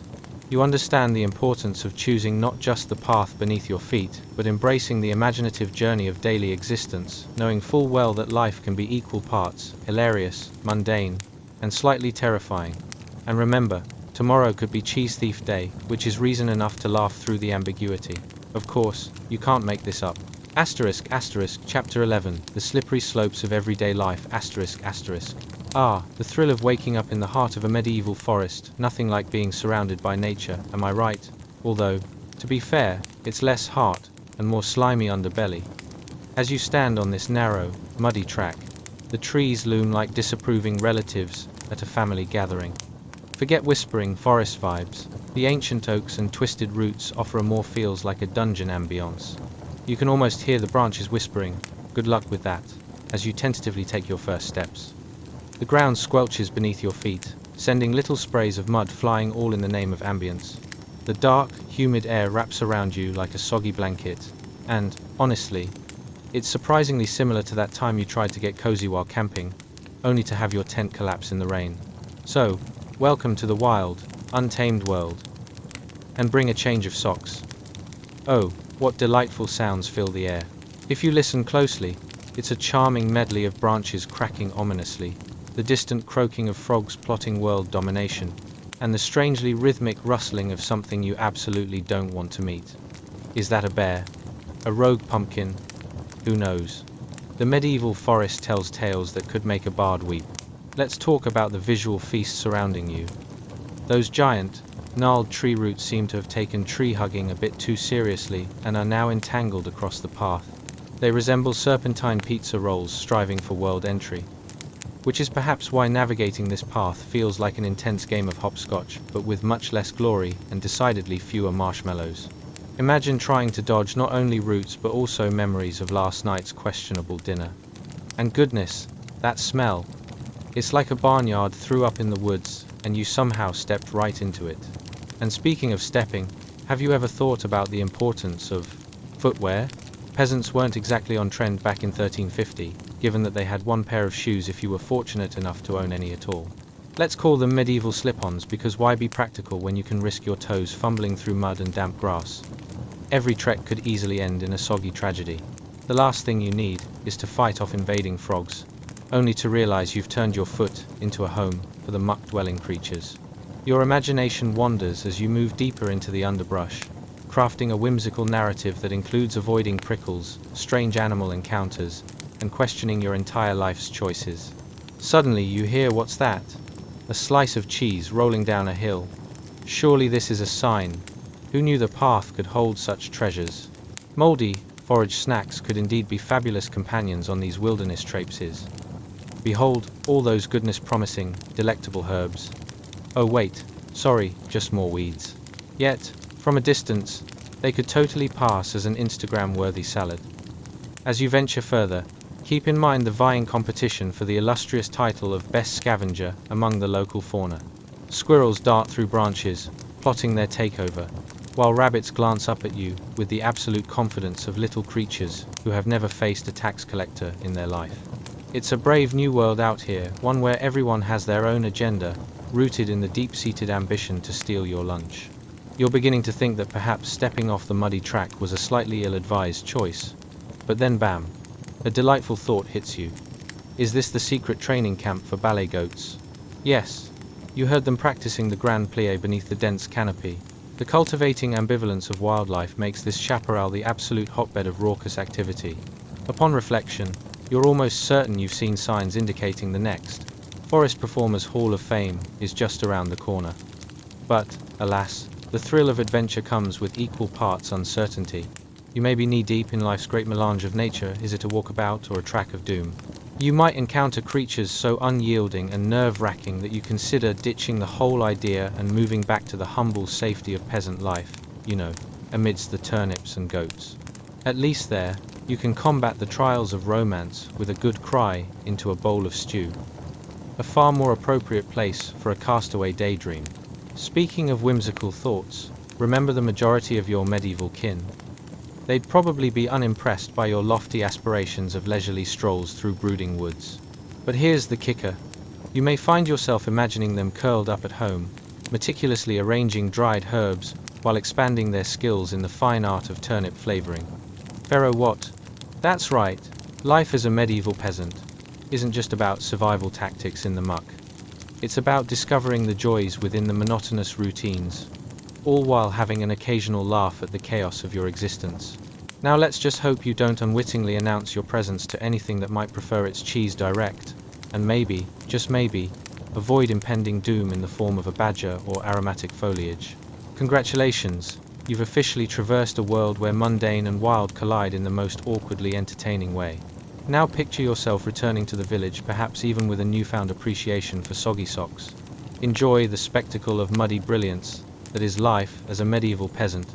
And remember, sometimes you just need to giggle into the chaos, dust yourself off, and carry on, preferably with a cheese wheel in hand. *** Chapter 12. Wanderlust, or just lost in the woods. ***. Hey guys, are you ready to leap into an adventure that's about as helpful as a chocolate teapot? Tonight, we invite you to follow a lone traveler hopelessly lost in the medieval wilderness, a time and place where GPS signals are about as rare as a polite night. So settle in, dim those lights, and get comfy, because we're diving deep into a world where every turn could lead to either lost treasures or fields of bewildered sheep. But before we embark on our journey through the bracken, let's ponder some questions that might just keep you awake, or help you snore like a grizzly bear. Ever wondered how medieval peasants handled bad directions? Or how many sheep constitute a significant disturbance in a quiet village? What would medieval Tinder look like? A match made in heaven? Or just a series of unfortunate hay bales? Congratulations, you've just woken up in 1350 AD, possibly part of the high medieval period. Your morning mantra? Today's a great day to get lost. Let's dive into a world where every compass point seems to betray you, and where checking the map requires interpreting cryptic sketches that could double as abstract art. You find yourself surrounded by thick bracken that appears determined to either enclose you in an impenetrable fortress or perhaps just harass you with its prickles. Your attempts to push through are met with the enthusiastic support of a cacophony of buzzing insects, which hum in perfect harmony with your rising panic. Honestly, if you could bottle this symphony, you'd have the ultimate soundtrack for misplaced ambition. You gaze down at your feet because, let's face it, those medieval slip-ons are probably having a meltdown of their own. Mud squelches between your toes like the remains of a turned-over soup pot. Yes, you could take a step forward, but that might lead to an impromptu dance with the sludge, a reenactment of your high school gym class when you thought you could get down with the best of them. Spoiler alert, you couldn't. To your left, a winding river glimmers in the dappled sunlight, looking inviting, until you remember you can't swim, even in a puddle, without looking like a flailing cat-turned missile. And who knows, The river might be home to all sorts of medieval monsters like those terribly misunderstood carp that would probably throw shade at your questionable life choices if they could. Silence envelops the landscape, the sort of silence that feels oddly judgmental. You can almost hear the trees whispering about your poor navigational skills. Look at him. Does he even know which way is up? A strange thought surfacing. Have you accidentally stumbled into a tree council meeting? From the way they loom over you, they might as well have name tags stating Seer of Directions and Keeper of Lost Souls. Then, out of nowhere, you see a path. Or is it? From this angle, it could either be salvation or just another layer of the Bracken's twisted strategy to keep you wandering forever. Perhaps it's a secret training ground for lost travelers. You feel like Indiana Jones, but instead of artifacts, you're here to collect random weeds and stray arrows. Welcome to Nature's Comeback Tour, Edition Lost. As you contemplate your choices, a strange rustling draws your attention. Could it be danger, a rogue band of medieval robbers, or perhaps a lone peasant who has finally lost it and is now taking on the identity of a woodland creature? You hold your breath, only to realize it's just a family of rabbits, and they're looking at you with the judicious confidence of creatures who have already finished their taxes for the year. Oh, the irony. Rabbits out here living life to the fullest, while you're lost and disoriented. It's like watching someone else walk out of a bank with a hefty sum while you're still figuring out how to cash checks. As they thump away, they seem to say, you should really consider a new career path, like avoiding the wilderness altogether. The muffled sounds of the river continue to tempt you. Maybe the water's calling you like that one ex you should definitely ignore. Wait a moment, there's something shiny. Is it treasure? Or just a piece of ancient corroded metal? You reach down, fingers grazing the item, and just like that, the woods let out a collective sigh. He's actually trying to make a life decision out here? What a rebel. As you continue your journey, the landscape stretches before you like a poorly written medieval road map. The vague directions you received earlier come flooding back. Just go left at the crooked tree that looks suspiciously like a thumb, right at the boulder that resembles a flatulent dragon, they said with a laugh. You realize with a humorously resigned sigh, why would any of these directions make sense? It's not like anyone believed in the concept of clear communication back in ancient times. With the sun beginning to set, casting whimsical shadows across the bracken, you find yourself considering the idea of turning back. After all, the medieval life of a peasant grime, gloom, and all seems more appealing than getting chased by mythical beasts or a particularly cranky badger. If only you knew how to ask for directions without sounding too desperate. In the end, rediscovering a familiar path feels less like a victory and more like a triumph over the ridiculous situation you've somehow become embroiled in. So, here you are, contemplating whether to return to the comfort of your humble beginnings or embrace the wild world of uncertainty. Each step back through the bracken is laced with lessons about life, laughter, and the best ways to avoid troublesome paths you never intended to wander in the first place. Just remember, you may be one stray footfall away from a grand adventure, or the best choice on your path may just be the simple act of returning to the village you might have cursed moments before. Welcome to medieval life, where every day is a delightful balance between accidentally getting lost and giggling at your own misfortunes. Asterisk asterisk. Chapter 13. Merchants, Mud, and a smattering of salted fish. Asterisk asterisk. Hey guys, are you ready to embrace the art of medieval commerce? Tonight, we're rolling along a road slicker than a politician's promise. Imagine a colorful merchant cart rolling down a mud-clogged path, laden with sacks of wool and barrels of salted fish, leaving behind nothing but the scent of campfire smoke and utterly impossible stories of stone cities. Trust me, it's about as exciting as watching paint dry, if that paint told you how to wring a living out of the earth with just a handful of grueling tasks and a rabid goat. But seriously, take a moment. What would you pack for a day on the road? A hearty lunch? A collection of medieval gossip? Or perhaps just enough courage to dodge the inevitable rain that's as reliable as your Aunt Edna's fruitcake at the holidays? So, let's dim those lights, snuggle into your blankets, and take a moment to picture the meetings of merchants as they plot their next journey. Ever wondered if medieval merchants had a secret handshake, or if they just boasted about their latest woolen wares with all the enthusiasm of a used car salesman? What types of ridiculous things did people barter for? Maybe a particularly ugly fish for a bright tunic, Or perhaps a barrel of pickles for a decent night's sleep. Congratulations, you've just woken up in 1350 AD. You've traded your cozy bed for a merchant's cart, and the only soundtrack is the squelch of mud squishing between your boots as you attempt to maintain your dignity. Spoiler alert, it's not working. Now, let's talk about this road, a marvelous concoction of mud, mystery, and for some reason, an embarrassing amount of animal droppings. This isn't just any road. It's more like a cauldron of misfortune slathered in a generous helping of squishy embarrassment. You wonder how one could get stuck with a cart full of wool when you could easily double as a human slip and slide on this treacherous terrain. Next to you, the colorful cart bobs and bounces, sporting bright hues that almost distract from the fact that it's being dragged tumultuously through muck that could probably host its own science fair. And what's in the cart, you ask? Oh, just the essentials. Wool sacks that could whimper from the weight of sheep's dreams, and barrels of salted fish that might be better suited as doorstops when you catch a whiff of their aroma, unless, of course, the smell attracts any nearby dragons.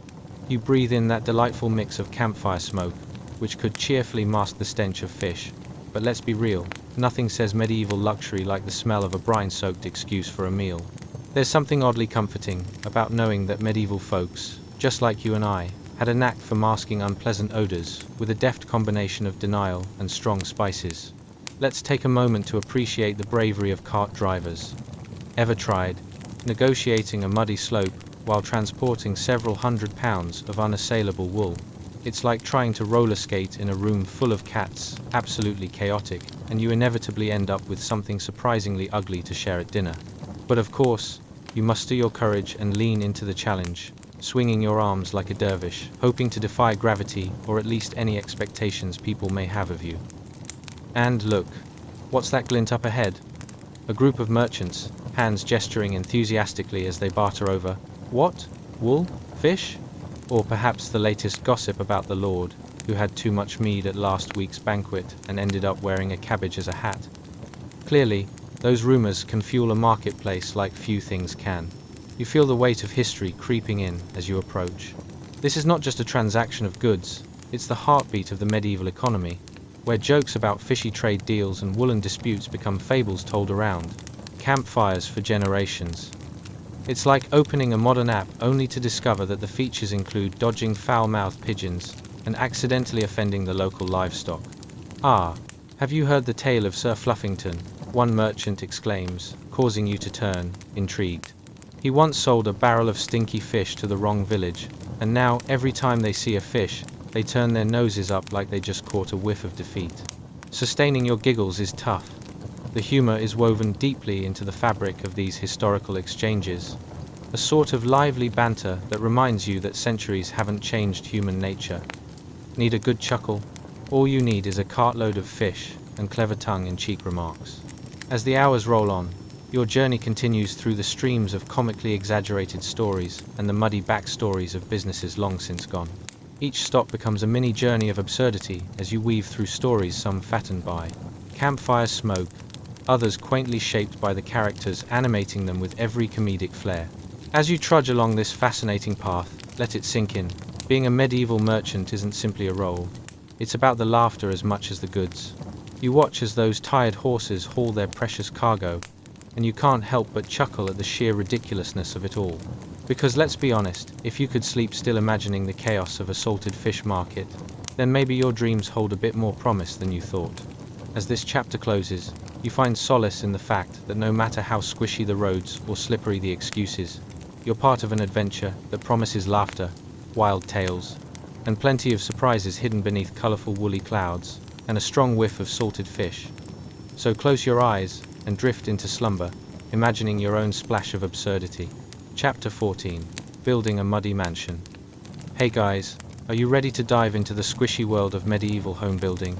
Tonight, we're exploring the fine art of crafting a peasant abode, because who wouldn't want to live in a house that doubles as a mud pit? Picture it. You wake up one morning, groaning and wincing like you've just rolled out of a particularly extravagant straw bed. Spoiler alert, it isn't that extravagant. And realize you're not merely surviving. You're about to partake in the creation of your very own wattle and daub castle fit for a king, if that king happened to be severely optimistic and allergic to cleanliness. Before we start hammering away at the details, let's take a moment to reflect. How did people in the 1,350 seconds even think to combine sticks and mud into living spaces? Did they wake up one day, look around, and think, you know what this so-called floor needs? A touch of moist earth and a splatter of sheep hair? Seriously, it's like looking at an art supply store and declaring, yes, all of these materials definitely belong in my home decor. So, let's dim those lights, snuggle into your blankets, and prepare for a journey where rainy days don't just keep you inside, they transform your living room into a real-life slip and slide. Congratulations! You've just woken up in 1350 AD, where your humble abode awaits, or, if we're being honest, your glorified mud hut. As you step outside, let's talk about the grand vision for your new home. The foundation is laid out not with stone, mind you, but with the same mixed blessings nature provides: mud, straw, and possibly the remnants of last week's supper if your kids were particularly inventive at breakfast. Hands slap together a thick, gooey wattle and daub mixture as if you were making glue for an arts and crafts project with the local children. Except this glue doesn't stick paper together. It keeps your house standing against a tough wind, or at least upright until the next rainstorm. Ah, the scenic construction site, with rough-hewn timbers forming the unyielding frame. You can't help but marvel at your handiwork. It's a bit like setting the landscape for a medieval horror movie complete with beams that look about as trustworthy as a three-legged dog at a dog show. Let's not forget the walls, a blend of sticks bound together with mud so thick and textured, it could easily moonlight as an abstract art piece. Every slap of the wattle mixes with the sound of laughter or crying, depending on who just got hit by a rogue mud splatter, as you create your version of a cozy but chaotic fortress. But what's that whiff you smell? Hint, it's not the sweet aroma of a freshly baked loaf of bread. No, that would be too luxurious for a medieval peasant. Instead, you might enjoy the delightful scent of wet earth mingling with something truly artisanal, perhaps a hint of goat or sheep nostalgia. Imagine flipping through an air freshener magazine and seeing essence of peasant life advertised right between fresh rain and aged rotting vegetable. Classy, isn't it? Now, as you stick your hands into this delightful construction paste, let's not forget you're doing this in a group. There are neighbors, yes, the same ones who let their chickens wander around like elves from a forgotten fairy tale, who are there to lend a hand or a hearty laugh. Chances are they're mixing their own concoction, solidifying their share of the medieval mud pie. Ever tried to build a wall while dodging an ambitious rooster? It's much like playing dodgeball, but with feathers and farmyard clucking echoing in your ears. Don't forget the roof. It's that gorgeous thatch that looks charming until you realize it's a glorified sponge that holds every droplet of water collected during these wonderful disastrous, medieval storms. Could this be a new design trend? Rainy days are in. The problem is, your home doesn't have skylights. It has roof leaks plural. And every time the skies open up, Mum's squeaky voice yelling, "We're drowning," becomes the soundtrack of your life.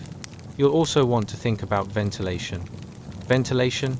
You laugh like a nobleman hearing about peasants in the village. Well, hun, every time the wind howls, at least it's a reminder that you're not in a full-on chamber of horrors. The charming gaps between the wattle and daub, let's just say they're not just for show. They function as your HVAC system, only without filters and running water. As you labor away, hands caked in mud and cheeks stuffed with remnants of last week's bread, imagine the grand opening ceremony for this mud palace. Will there be a feast? Absolutely not. A stale crust of something resembling bread, and a hopeful look at the leftover vegetable stew is what you get to feast your eyes on while you dream of your eventual upgrade to a somewhat less soggy dwelling. So, as the sun sets on your humble abode, glimmering through the gaps in the wattle, casting shadows that dance eerily on the dirt floor, realize that this is your life now. Each layer of mud and straw isn't just construction material. It's your ridiculous survival in the grand tapestry of history. And as you lay your head down on that somewhat dry spot of straw, chuckle to yourself, because who wouldn't want to dream about a grand mansion made from critters, sticks, and a lot of muddy determination. Asterisk, asterisk. Chapter 15. The Drippy Domicile, asterisk, asterisk. Hey guys, welcome back. Today, we're diving into something wetter than your ex's tears. The enchanting world of medieval home maintenance, specifically your charmingly soggy living conditions as a peasant woman in 1350 AD. It's an experience so riveting that even a goldfish could fall asleep halfway through. So, let's just say it's not breeze from a scented candle you're smelling. but rather the scent of history wafting through a slightly soggy roof. But before we plunge headfirst into today's topic, let's take a moment. Ever wondered what your morning commute would be like if instead of a coffee shop line, you had a cow standing on your foot? Does life taste better when you have to scrape stale bread from the dirt after dropping it? And let's not forget, is there any scenario more glamorous than using a bucket to catch water leaking from a roof that's seen happier days? If you've thought yes to any of these, congratulations, you're perfectly primed for today's journey. So, dim those lights, maybe flick on a calming fan, and get cozy. Grab your favorite blanket, the one you pretend is a fancy duvet when guests come over, and let's transport ourselves back in time. Congratulations! You've just woken up in 1350 AD, where roofs are more of a suggestion than a guarantee of dryness, and the concept of plumbing is merely a whispered rumor that no peasant quite believes. Picture this. You literally open your eyes to a ceiling that's as welcoming as Mother Nature in a rainstorm. Above you looms a thatched roof, dripping like a leaky faucet, each drop undeniable evidence that your abode has the structural integrity of a soggy pancake. You can hear the relentless plink, plink, plink of water landing with all the enthusiasm of a toddler discovering puddles. Now, as you rise from a bed that feels like it's populated by more straw than sheep, let's take a moment to appreciate the delightful decor. Your earthen floor is punctuated with strategically placed buckets brimming with rainwater. Talk about the latest in-home accessory. Nothing says stylish like a rustic water feature that prominently shouts, "Surprise! Waterfalls inside. Just add more rain." And if it was just the dampness, it might be bearable. But oh no, we've got textured two little mud puddles lurking around like unwanted house guests, waiting for you to step right into their muddy embrace. And speaking of texture, let's talk about that roof. You'd think keeping a thatched roof intact during a storm would be simple, just toss some twigs and grass on top. Except, apparently, the medieval architect was taking notes from a toddler building a sandcastle. If it collapses, we'll just throw in more grass, and if that fails, let's hope for the best. Spoiler alert, roofs do not hold up well against 1350 AD storms. It's as if every raindrop was holding a tiny medieval grudge, determined to make you question your life choices. As you navigate your home, the aroma wafting through the air is an intoxicating mix of wet straw, earth, and the rich essence of whatever you previously cooked in last night's stew. Delicious, right? You can practically taste it. It's like living inside a damp, earthy soup pot, where the only seasoning is a pinch of desperation and a dash of, "Oh dear, what's that smell?" Let's not forget that charming sound, the pitter-patter of a rainstorm that goes from a gentle sprinkle to an all-out symphony of chaos. Your daily routine has become a riveting game show. How many buckets will fill up before lunch? Can you contain the excitement? And, of course, those buckets are all competing for your attention, each drop of water ringing like a bell of impending doom, reminding you that ad-libbing home maintenance is the middle-aged way. You might think, at least I have a roof over my head. But in the world of thatch, that's more wishful thinking than reality. Each rainstorm is a reminder that your roof is less of a shelter and more of a very wet suggestion. On a bright note, you can also practice your dodgeball skills. Leaping sideways to avoid the tendrils of rainwater streaming down will have you feeling like an Olympic athlete training for the runaway from the drips event. Meanwhile, the neighbors might glance over from their similar homes, watching as you hop and swirl in an attempted ballet to keep dry. They might even chuckle at your expense, which is a nice way of saying they're enjoying the medieval version of a sitcom.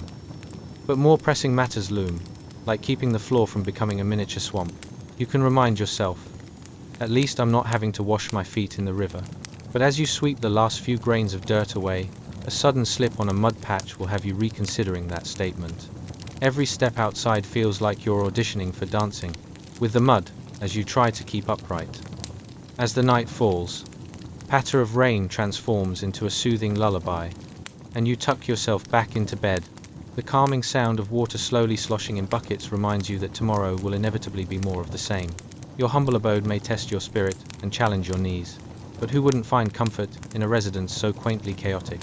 Cuddle into your straw mat and allow the drippy serenade to usher you into dreams of grandeur, a castle perhaps, where the only dripping is from a fancy chandelier. So, as you drift off, just remember, in a world where your castle dreams are dripping a bit too much, it could always be worse, like being stuck as the castle jester, told to make everyone laugh. while standing in a puddle. Asterisk asterisk. Chapter 16. The Cracked Window of Regret. Asterisk asterisk. Hey guys, welcome back. Tonight we're diving into something chillier than your ex's calculated texts, the art of living with a drafty window in medieval times. Buckle up, because you're about to discover how a little cold breeze can totally redefine your idea of home comfort, if by comfort you mean sniffing and sneezing through a universe of muck and missed opportunities.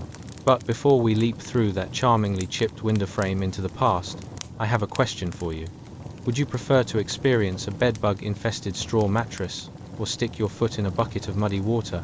Ever thought you'd have to negotiate living conditions with a family of raccoons who insist on taking over your kitchen? And is it even possible to forget your knees are now just part-time mud wrestlers in the great battle of keeping my floor dry?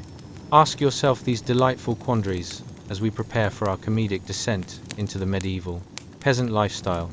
So, dim those lights, flick on a fan, or just pretend it's the draft from that broken window, and cozy up in your favorite blanket, the one you avoid talking about with guests. Congratulations, you've just woken up in 1350 AD, where the only thing separating you from the freezing outdoors is a square cutout in the wall expecting far too much from a wooden shutter. Now, let's take a closer look at that window. Imagine it, a small, square opening, much like a forgotten pizza box sitting under your bed, just a bit more functional but infinitely less appetizing. Staring through this frame, you see the world outside, a parade of half-starved chickens and dubious-looking goats that frequently contemplate their life choices, and honestly, can you blame them? The draft sneaks through with the audacity of a rude dinner guest, sending shivers down your spine and simultaneously inviting in the charming aroma of, well, let's call it natural fertilizer. You might think to yourself, at least I have a window. But this is no ordinary window. No, this is a crude wooden shutter that squeaks louder than your knees when you climb out of bed. If you dare to open it, you'll be greeted by a gust of air for which there are no words. It's like nature itself is yelling, welcome, get chilly. And don't think about adjusting the shutter for a more comfortable atmosphere. The creaking and groaning sounds like the house itself is warning you. You might regret that later. But let's be real, this draft is not about the fresh air. Oh no, it's more like a passive-aggressive villain from a bad sitcom, lurking and waiting to flood your home with cold. It has been known to turn your skin into a goosebump-covered landscape before breakfast is even served.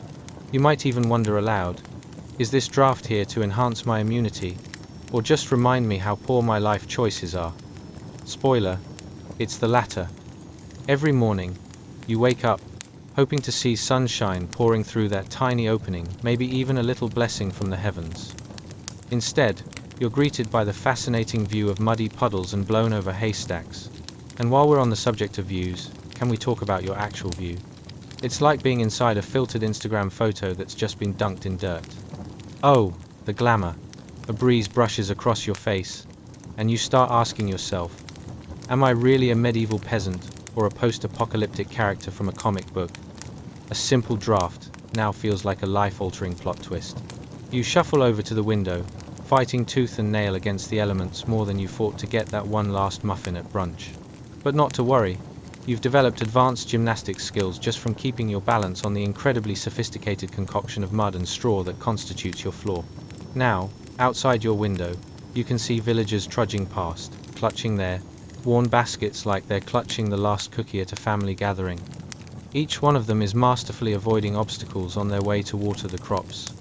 Obstacles you can only assume are small yet deeply confused livestock.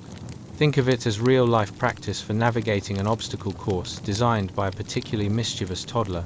The neighbors might glance over at you, recognizing your unparalleled talent for deciphering the drafty artworks of your home. They probably chuckle, muttering, "Ah, look, there goes so-and-so trying to keep warm by sheer will alone." Their homes might be quite similar, but it's all a part of that quaint little competition known as peasant pride, where owning the most rustic abode becomes a surprisingly fashionable endeavor. But let's not overlook the window's primary role as your only connection to the outside world. You might daydream about what lies beyond, like the heavenly scent of cheese and bread baking in a neighbor's oven, or the cackling laughter of gossiping townsfolk who gather with a lightness of heart that's frankly unattainable within your mud-encrusted walls. And perhaps the most satisfying fantasy of all, the thought that at least your window is somewhat times clean. As night falls, and the chill wraps around you like a clingy relative, you curl up with your straw cushions, the draft gently reminding you of its existence while you try, yet again, to convince yourself this is cozy. After all, you've survived another day in your charming medieval time capsule where nostalgia meets pestilence, and the windows are there just for show, or nightmares. So close your eyes, and drift into dreams of castles and kings. Or perhaps just a warm bed with no breezes, and remember, as much as we glorify the past, nothing beats the modern-day luxury of a well-sealed window. Asterisk, asterisk. Chapter 17. The cozy chaos of peasant living. Asterisk, asterisk. Hey guys, welcome back to another episode of mildly interesting history for sleep. Today, we're diving deeper into a world so comfortably chaotic, it makes your last family road trip look like a leisurely cruise. Think you could survive a day as a medieval peasant? Spoiler alert, probably not. What can be better than sleeping peacefully while imagining all the awkward tiffs and questionable living conditions of our historical comrades? Tonight, we'll explore a cozy little abode that would make any minimalist swoon with envy. So settle down, and maybe consider that hoarder you know, because you won't find any just enough. There's just enough times chaos in a medieval peasant home for everyone. But first, do me a solid. If you like what you hear, perhaps consider giving a like, maybe even subscribe. But only if you actually enjoy the absurdities of history, mind you. Now, let's get comfy. Dim those lights, turn on a gentle fan for dramatic effect, because why not channel that drafty medieval charm and prepare yourself. Questions to ponder as we head into our time machine. What's it like sharing your home with, let's say a goat and a few chickens? Ever tried to find a cozy corner while simultaneously avoiding a lawsuit from the local rodents? Does the thought of having a very enthusiastic wood stove spark joy, or just hand-stitched panic? As you begin to filter these ponderings, congratulations, you've just woken up in 1350 AD, where comfort was a daily battle, and sleep? Well, that was for the lucky few. Picture this. You're standing in a single-room peasant home, a delightful little box of aromatic chaos. The earthy scent of damp straw mingles effortlessly with the persistent odor of livestock like a hipster coffee shop's finest blend, brewed with just a hint of manure. You'd almost think it's a trendy candle scent, essence to everything you don't want to smell. As you take in your surroundings, it becomes abundantly clear that this isn't just a house. It's basically a live-action version of Extreme Makeover, Peasant Edition. The central stone hearth, the heart of the home, looks far less cozy than you'd hoped. Smoke swirls around enthusiastically, like it's auditioning for a circus performance, instead of gently escaping through a tiny hole in the roof. Congratulations, you've inadvertently signed up for a masterclass in smoke inhalation. The hearth is definitely the showstopper here. A crackling fire burns merrily, perhaps a little too merrily, as logs pop and spit like they're having a heated argument over whose turn it is to keep this entire setup from going up in flames. Honestly, it's a small miracle nothing's burnt down yet. The family gathers around as if this flaming spectacle is the medieval equivalent of binge-watching reality TV, each person intently watching for the first sign of ash to float too dangerously close to anyone's tunic. And there's your family, packed in shoulder to shoulder with all the grace of a sardine can, spilling its contents. You admire the way everyone seems to have effortlessly synced their eye rolls as they glance at the resident livestock, who have decided that the hearth is the prime real estate of the house. Why sit close to family when you can snuggle up to a goat, right? Speaking of livestock, let's talk about your roommates. That curious chicken over in the corner, quite the philosopher. It pecks absent-mindedly at yesterday's dinner remnants, contemplating exactly how it ended up in such a messy living arrangement, while the two of you form a loyal alliance that would put royal courts to shame. Isn't it comforting to think of your neighbors gazing into the depths of your messy life and sighing, "Why does it smell like a petting zoo mixed with last week's leftovers?" And the children? Don't even get me started. Huddled in a corner, they play a quietly dangerous game of hide and seek, but let's just say the hide part is more about dodging the inevitable shifts in the livestock population, which may or may not resemble a medieval version of musical chairs. Who knew? One moment you're sharing a moment of sibling bonding, and the next, it's a duel for spatial supremacy over the goat's favorite nap spot. Now, your family's survival instincts are top-notch. The sword against the elements is not mere luck, it's a lifestyle. To keep the chill at bay when biting winds howl outside, You layer yourselves in tunics made of wool that smells like the goat and may or may not have found its own way of breeding with your straw mats. Yes, olfactory delight, let's call it. And don't forget the floor. Technically, it's dirt, but it's also a well-mixed concoction of mud, straw, and, well, the leftovers corpses of last month's dinner. Walking barefoot here is like a spa day gone awry with that exfoliating feeling turning into a risk assessment faster than you can say, "What's that squishy thing?" You may as well wear a caution, slippery when covered in old soup sign just in case someone gets too ambitious with their post-dinner cleaning strategy. As the night draws in and the shadows dance with a timeless rhythm, your entire home pulsates with intertwining sounds, the crackle of fire, the barring of your furry roommates, and the spectacular cacophony of family squabbles like being in a sitcom that has a decidedly low budget and an even lower hygiene standard. It's continuous meddling of sound and smell, wrapping you in an embrace that's less hygge and more how on earth am I going to sleep through this.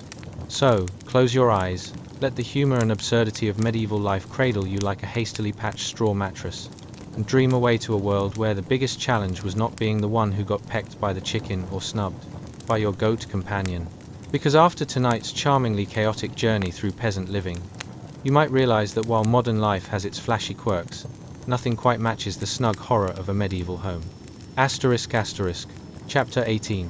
The Porridge Paradox and Other Culinary Conundrums. Asterisk asterisk. Hey folks, welcome back to another episode of Asterisk asterisk. Mildly interesting history for sleep.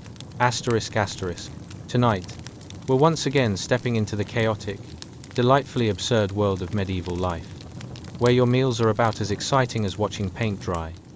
Only in this case, the paint is a thick, greyish pottage simmering over a smouldering fire, and it's probably not as nutritious as you'd hope. Are you ready to explore the culinary masterpieces of 1350 AD? Spoiler alert. Culinary masterpieces might be a stretch.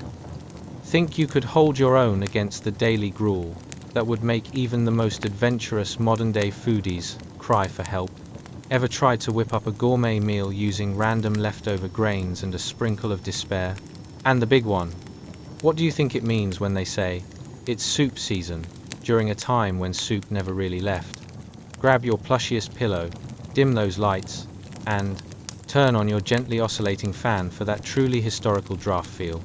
Because, congratulations, you've just woken up in a world where every meal might resemble a bowl of questionable, lukewarm mush. Now, let's dive into the heart of the matter, or, perhaps more precisely, the hearth. As you step into the peasant kitchen, it's hard not to be captivated by the central cauldron. This is no ordinary cauldron, mind you. It's a magnificent black iron symbol of your culinary reality. A thick, wooden spoon rests on its rim, as if calling out to you in a soothing whisper. Go on, try me, I dare you. The pottage within is a timeless staple, grey, thick, never entirely new, but somehow never completely gone. It's been bubbling for weeks, which in the medieval world is basically the equivalent of a fine vintage wine, except the only note you'll pick up is cooked dirt. With a bit of luck, and perhaps a strong stomach, you approach the pot. The aroma is something quite special. Imagine mixing damp hay, burnt memories of yesterday's lunch, and just a spritz of what in the world is that? Yes, delightful, to say the least. With a ladle in hand, you serve yourself a hefty portion, with all the excitement of a 5-year-old on their first trip to the dentist. Now, let's clear one thing up. When they say pottage, they're not just talking about a single flavor profile, oh no. It's a delightful medley of whatever grains happen to be lying around: barley, oats, the occasional foray into the wild with some herbs, if you're lucky, or maybe even a rat tail. Who's to say? In fact, if you find a mysterious crunchy piece, congratulations, you've just unlocked a historical, surprise me, twist. And then, there's the texture. Let's just say that describing it as chunky might be an act of too much kindness. Each spoonful feels more like a workout, pulling back resistance training, as if you're trying to coax oatmeal out of a particularly obstinate sink drain on a Monday morning. It's a mushy goo you might expect at a kid's birthday party, minus the joyful decorations, unless, of course, you count the flies buzzing about like they're on a casual holiday tour. Do remember to chew carefully, because you might taste something that might or might not be betrayal. Chewing what could potentially be a weevilly bite of grain is like playing a game of roulette where the stakes are your appreciation for life itself. While the nutritional profile is adequate, the culinary experience is a bit like being stuck in traffic with your least favorite aunt, long, tedious, and confusingly aromatic. As you dig deeper into your bowl, visions of modern meal preps swirl in your mind. You might remember your last meticulously curated Instagram meal, all carefully arranged on Instagram-worthy plates. Ah, how the tables have turned. In medieval times, social media wasn't even a thought. Instead, sharing your meal meant trying to convince your neighbor that you didn't basically just serve them boiled sadness. Every family has their preferences. Some might opt for an additional splash of whatever was still creeping around the household. A small raccoon or even a friendly family rat has been known to add character to the flavor, a fitting metaphor for the era itself. Sure, you wouldn't introduce that in a cooking show today, but potluck in the village? Absolutely. So how was the meal typically received? Picture a gaggle of children huddling around the cauldron with all the enthusiasm of kids waiting for Christmas morning. Except here, it's less about the joy and more about the cunning ability to scrape out the last dregs of the pot like you're digging for buried treasure. A spoonful of pottage for good luck, you might yell, as the children eye the remnants with the kind of intensity usually reserved for a Hollywood blockbuster. But wait, let's not forget about your esteemed dinner companions. Picture a goat lounging by the hearth, bleating in sudden bursts of indignation because it of course wants to be involved in your dinner plans. If you think sharing your food with this adorable nuisance is bad, try telling it that you're just soaking your daily sorrow in thick goo. As the dark of night settles in, and you're left with nothing but the echoes of your own chewing reverberating around the home, it becomes clear. You might have survived a bowl of pottage, but the true culinary experience wasn't just the taste, it was the slapstick slice of medieval life, garnished with a healthy dash of absurdity. So go ahead, close your eyes and imagine that while the 21st century holds its quirks, nothing compares to the heartwarming hilarity of sharing your life and your food with rodents, goats, and of course, your brave medieval family. Sweet dreams of grey mush await you. Chapter 19. The hefty loaf of woe. Bread, brick, and brunching in the Middle Ages. Hey folks. Welcome back to another episode of mildly interesting history for sleep. You've risen from the ashes of yesteryear's historical tragedies. And tonight, we're diving into something denser than your aunt's Thanksgiving casserole. The life of a medieval peasant and, more importantly, their pièce de résistance, the loaf of bread. But not just any bread, oh no. This is loaf so heavy it could double as a weapon in a tavern brawl, and probably too tough to even be used for that purpose. Now, if you ever wondered what it feels like to have a staple food item resemble a doorstop more than a delectable treat, congratulations. You've officially entered the world of 1350 AD, where bread was just as essential as it was gargantuan. Picture yourself as a medieval peasant, lifting a hefty loaf of dark, dense bread, made from the finest cheap rye and ground up peas. Yes, peas. Because, apparently, when in doubt, toss some legumes in there and call it a meal. Have you ever tried to slice bread with a knife that's seen better days? Well, imagine using a dull, rusted dagger as your bread knife against a crust so resilient it could survive a nuclear apocalypse. With cheeks bulging as if you've channeled a chipmunk prepping for winter, you attempt to chomp into that bad boy, hoping that the force of your jaws alone won't land you in the emergency medieval hospital. The one that didn't have a Times Hospital Times sign, but merely a bed filled with people politely staring at the ceiling. But wait, the bread isn't just a meal, it's a universal sentiment. Here, take this bread, you'll hear mothers say, reminiscent of modern-day parents saying, eat your vegetables. Except in this case, the bread might actually help you survive a bear attack, given its density. If a bear were to gnaw on it, you might just hear the bear slowly losing hope. Why bother? It might grumble, suddenly questioning all its life choices. So, how do you consume this hearty loaf? It's limited, really. You might try soaking it in the thin stew you've been enduring, or, as an adventurous spirit, stealing a spoon from a neighbor in hopes of adding some flavor. Spoiler alert, the stew is equally vague in its culinary distinction. Let's just say, this is a time when flavor was a loose concept, much like your understanding of what constitutes a balanced diet. Now, let's talk about the times, ultimate times, question. If the bread functions as your meal, does it double as a utensil? Absolutely. Forget modern cutlery. This loaf is your ultimate medieval multi-tool. It's a sponge, it's a fork, It's a potential weapon against intruders on a particularly bad day if you can swing it around without injuring yourself or your neighbors. But let's not kid ourselves, the only real adversary in this scenario is your own hunger.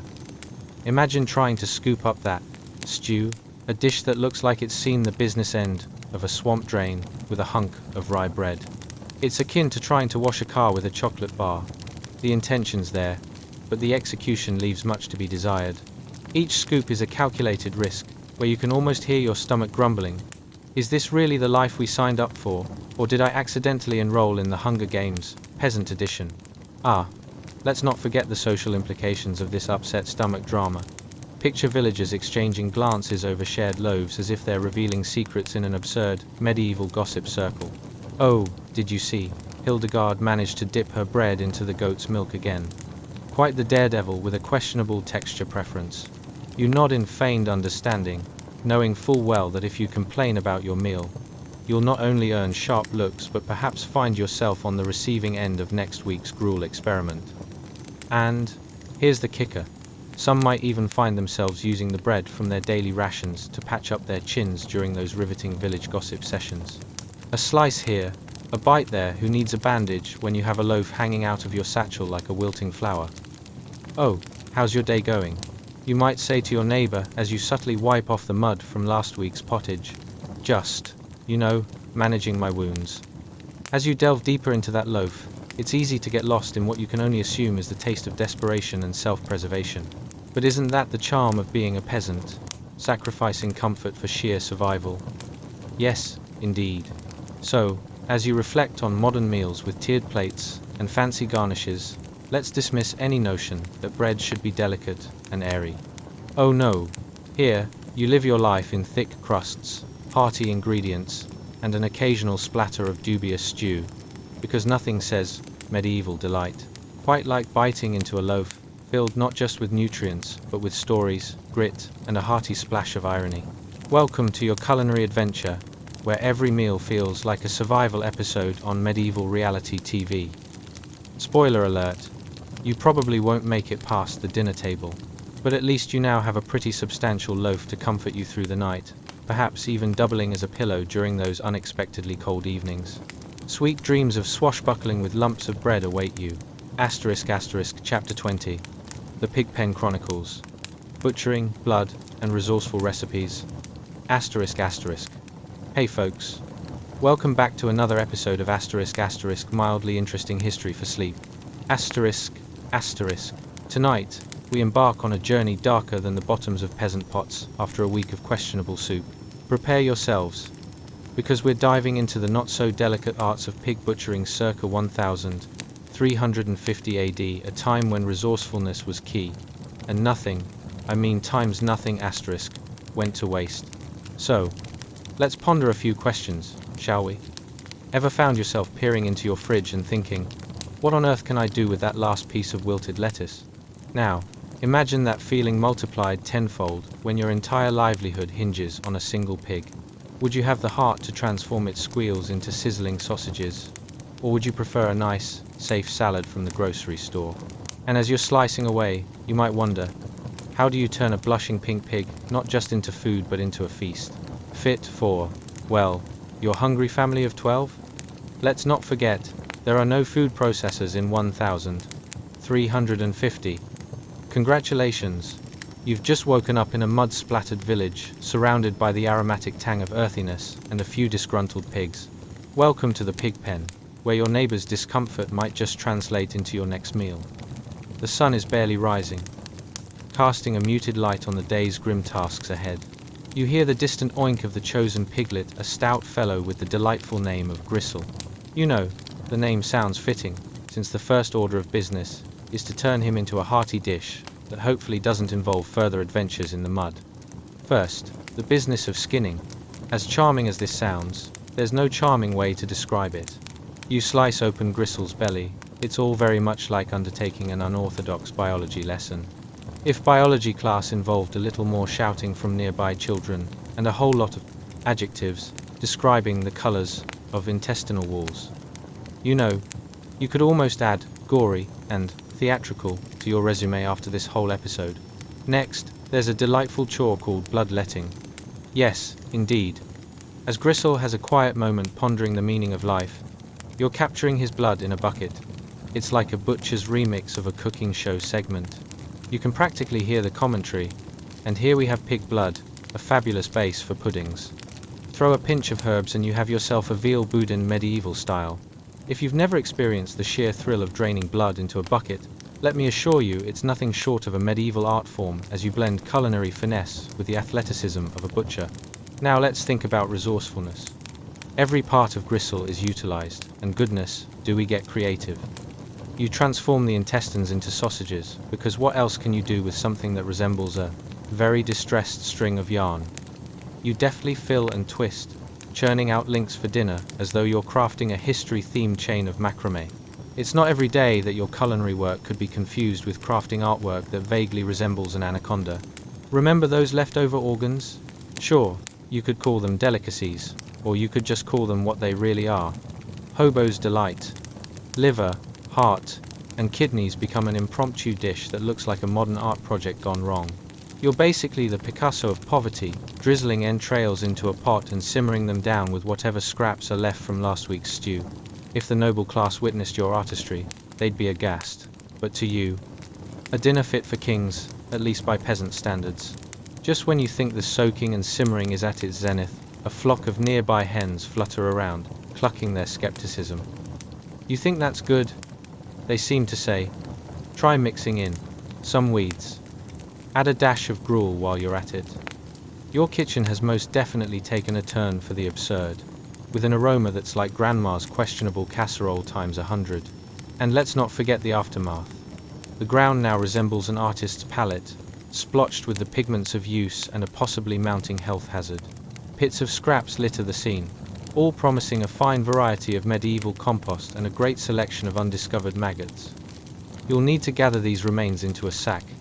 It's not only good manners, but a way to remind villagers that despite the chaos, you're somewhat civilized or at least aware of hygiene, even if it's just a matter of staying out of the doctor's sight.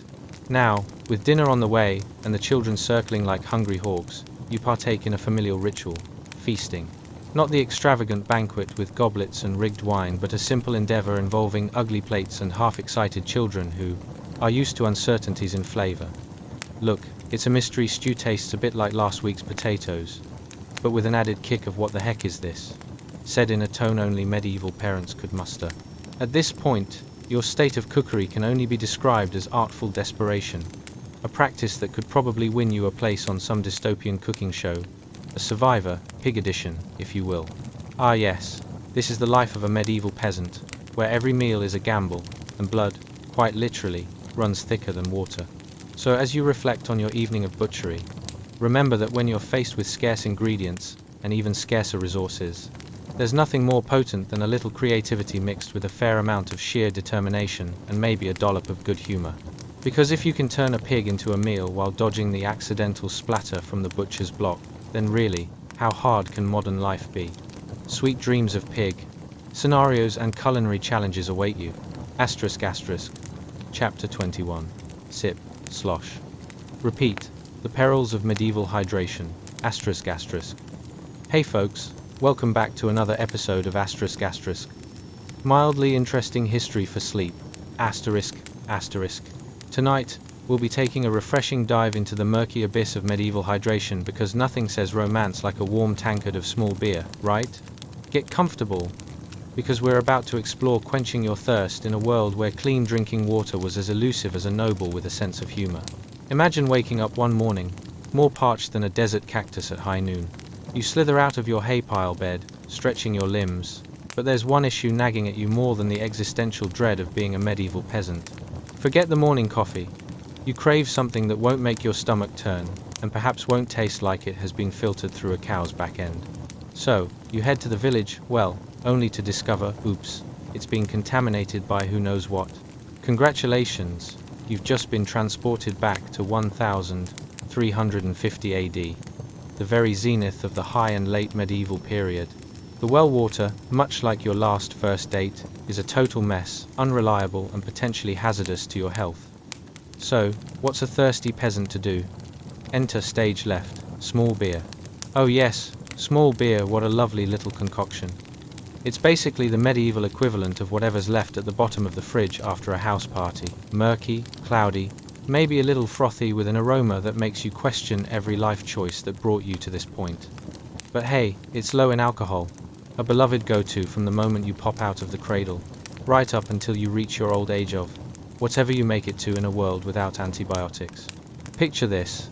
Children are happily clutching their own small tankards of this finest beverage, smiles bright enough to blind a pig. They're practically drinking it like juice. You can already hear it now. Mama, I love my small beer. It's so beerish. It's as if the entire village collectively agreed that starting the day with a pint of liquid bread is just how strong, industrious folk face the grimy challenges of their day. As you sip from your rustic wooden tankard, let's reflect on how this drink became the lifeblood of everyday existence. With the water supply being about as trustworthy as a squirrel with a peanut, villagers had no choice but to boil their water before drinking. But let's face it, that's a lengthy process. And you have fields to tend to, goats to supervise, and probably a questionable number of children to chase around. So what do? You master the fine art of brewing this slightly less toxic beverage. Brewing small beer is a craft that even the local alewives have perfected over the years, treating it like some kind of medieval magic. Drop in a few grains of barley, add some hops, stir gently, and voila, you think to yourself, with careful timing, you've got yourself a warm cup of something that vaguely resembles beer, even if it tastes like the remnants of yesterday's gruel. The taste? Oh, the taste is something akin to earthy ambrosia, with notes of regret. With every slosh, you're whisked away on a flavor journey that's half, wow, this is better than sewer water, and half, who put that in my mouth, and why do I feel the need to gargle rocks? Surely, a refreshing brew seems like a good idea, until you realize you've just consumed what the nobles would regard as the most bottom-shelf concoction imaginable. You see, nobles had their fancy wines and ales, parading around on silk cushions while you, dear peasant, are left clutching your rough-hewn vessel of questionable origin. Forget hydration, we need to keep the rot at bay.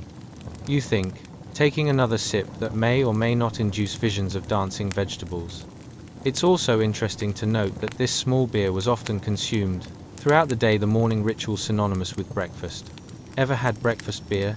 It's not even brunch o'clock yet, but you're about to engage in a dining experience straight out of a medieval comedy sketch, with the whole family gathered around the table, tankards raised high, celebrating the low bar of nutritional standards.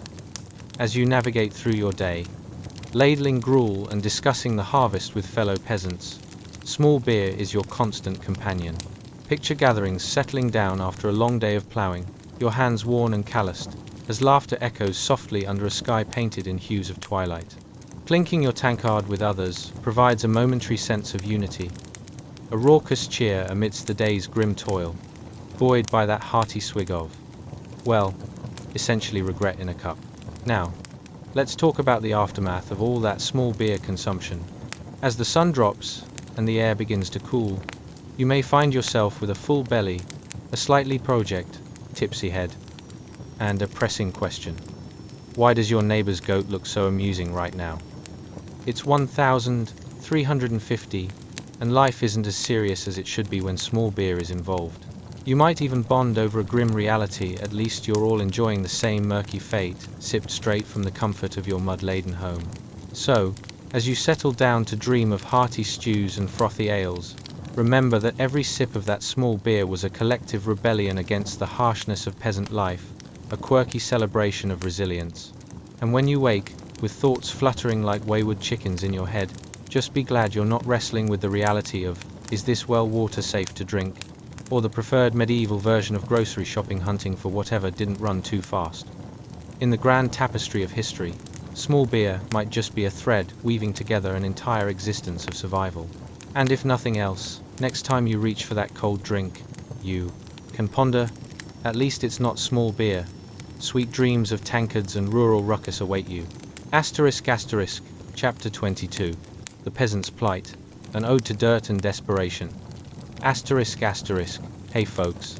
Welcome back, because who wouldn't want to dive into the comforting depths of mildly amusing historical mishaps?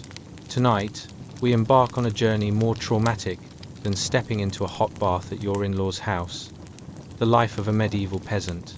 Yes, prepare your hearts, or whatever remains of them, after tending to your imaginary goat. Picture yourself standing in a small patch of land, head slightly bowed, like a weary willow.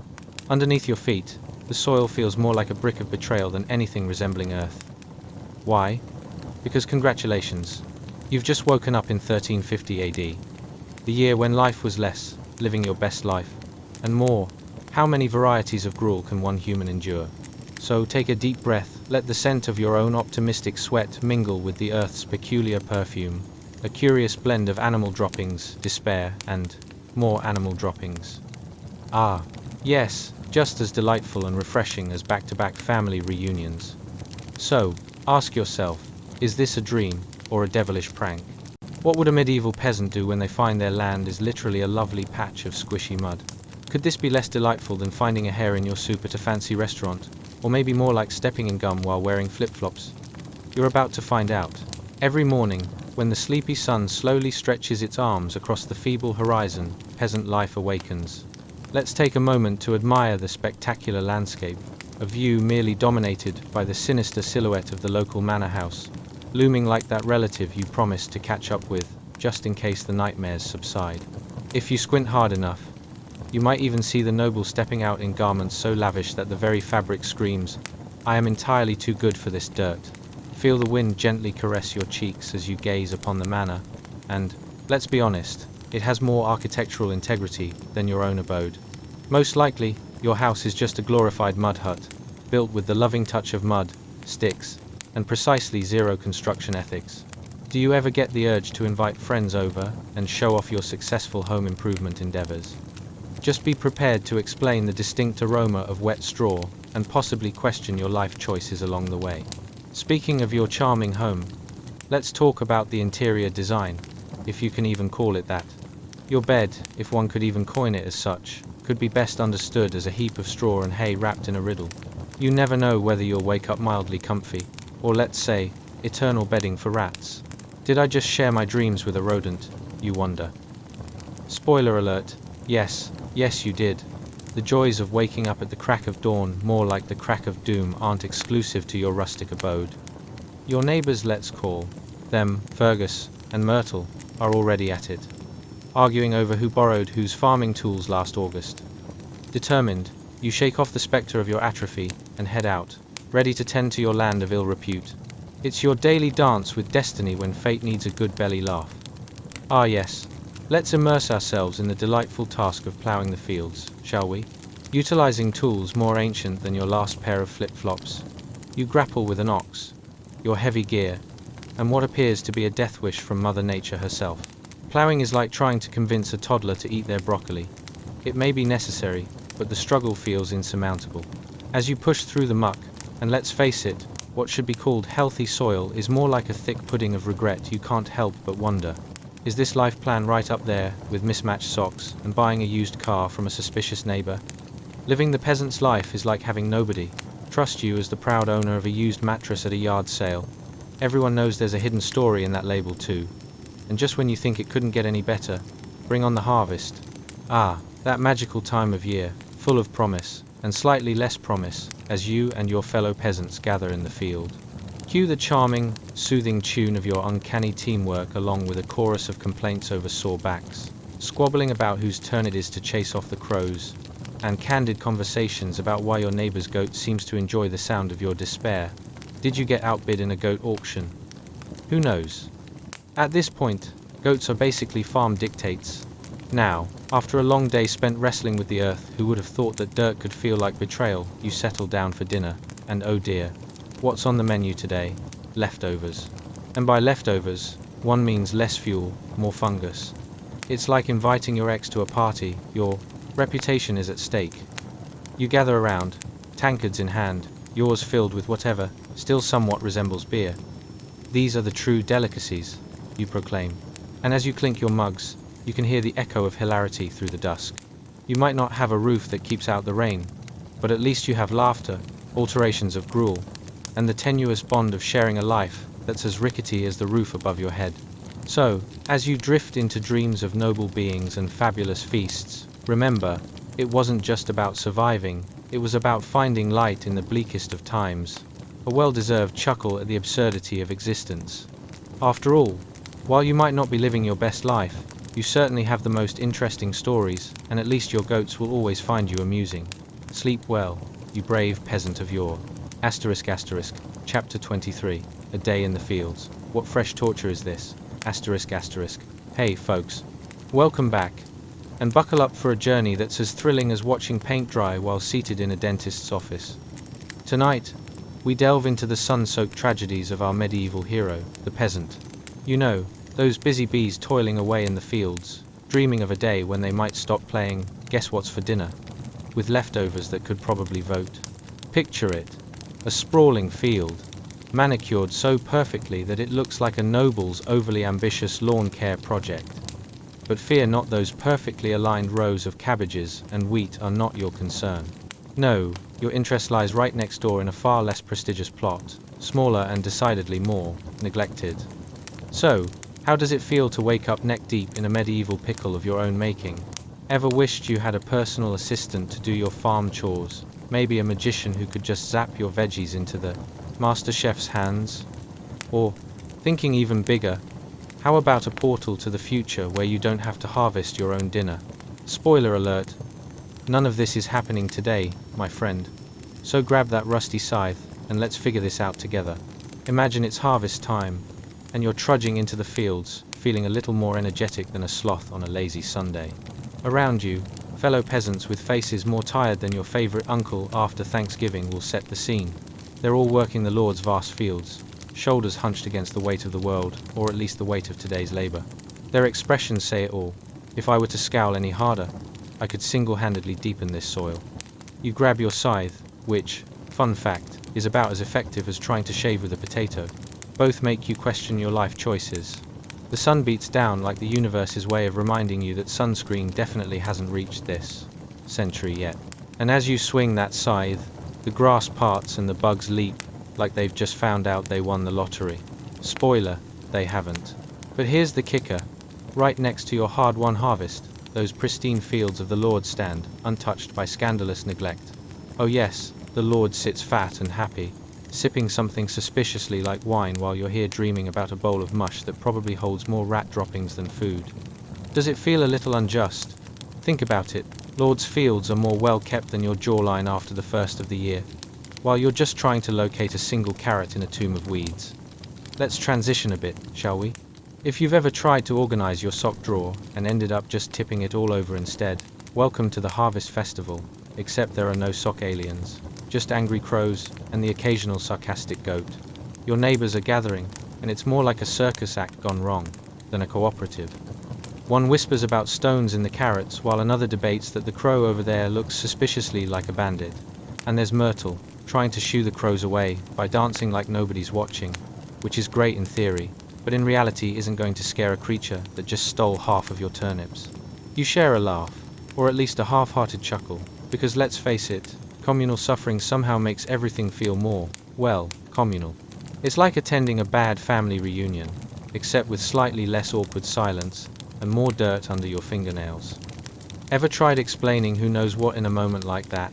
After a day of wielding blades and hurling insults at crows, you plop down to savor a moment of relaxation that only feels like cuddling with an iron bed frame after a hard day's work.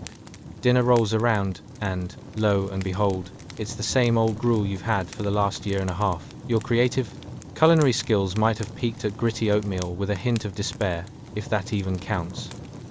As you try to chew, which feels like trying to gnaw on tree bark, you glance around at your fellow diners.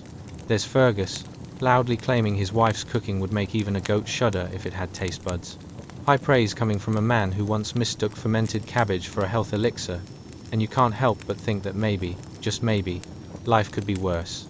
Just think, there's no Wi-Fi, and no one asking if you've liked their latest post. Who needs likes when you have likes shared among common misery with your local farm crew? You begin to drift off, but before you lull into a well-deserved slumber, remember it could be worse. You could be trying to survive with absolutely no idea what gluten is, let alone why you'd want it in your life.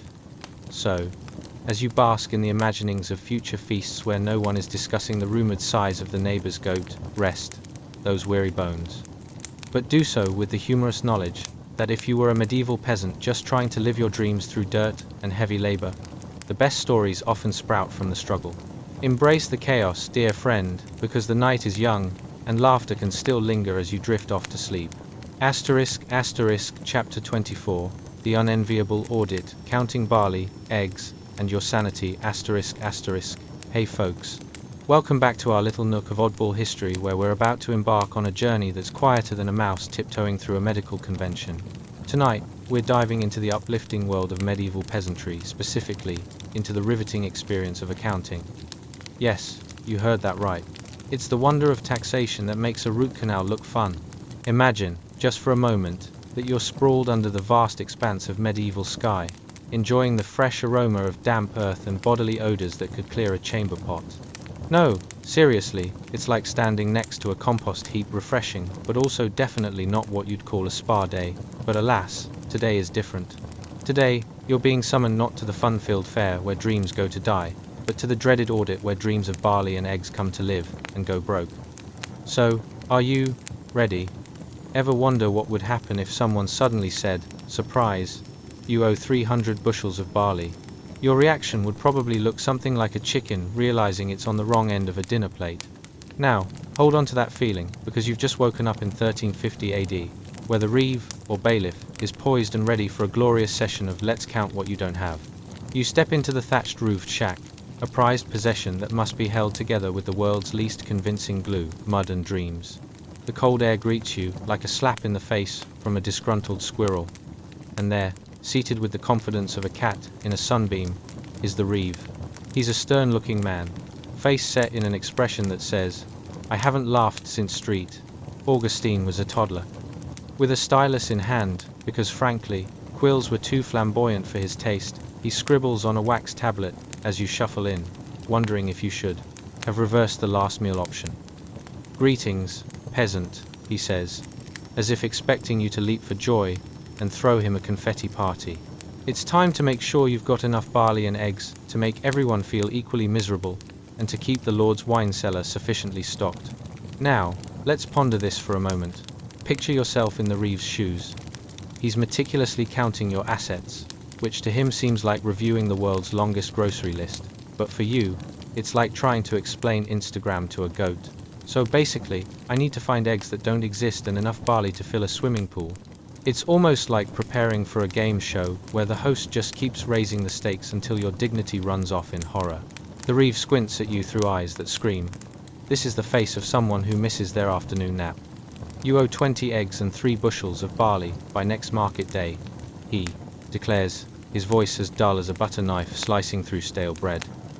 You feel a gentle tug of panic like a toddler trying to remember where they dropped their favorite toy.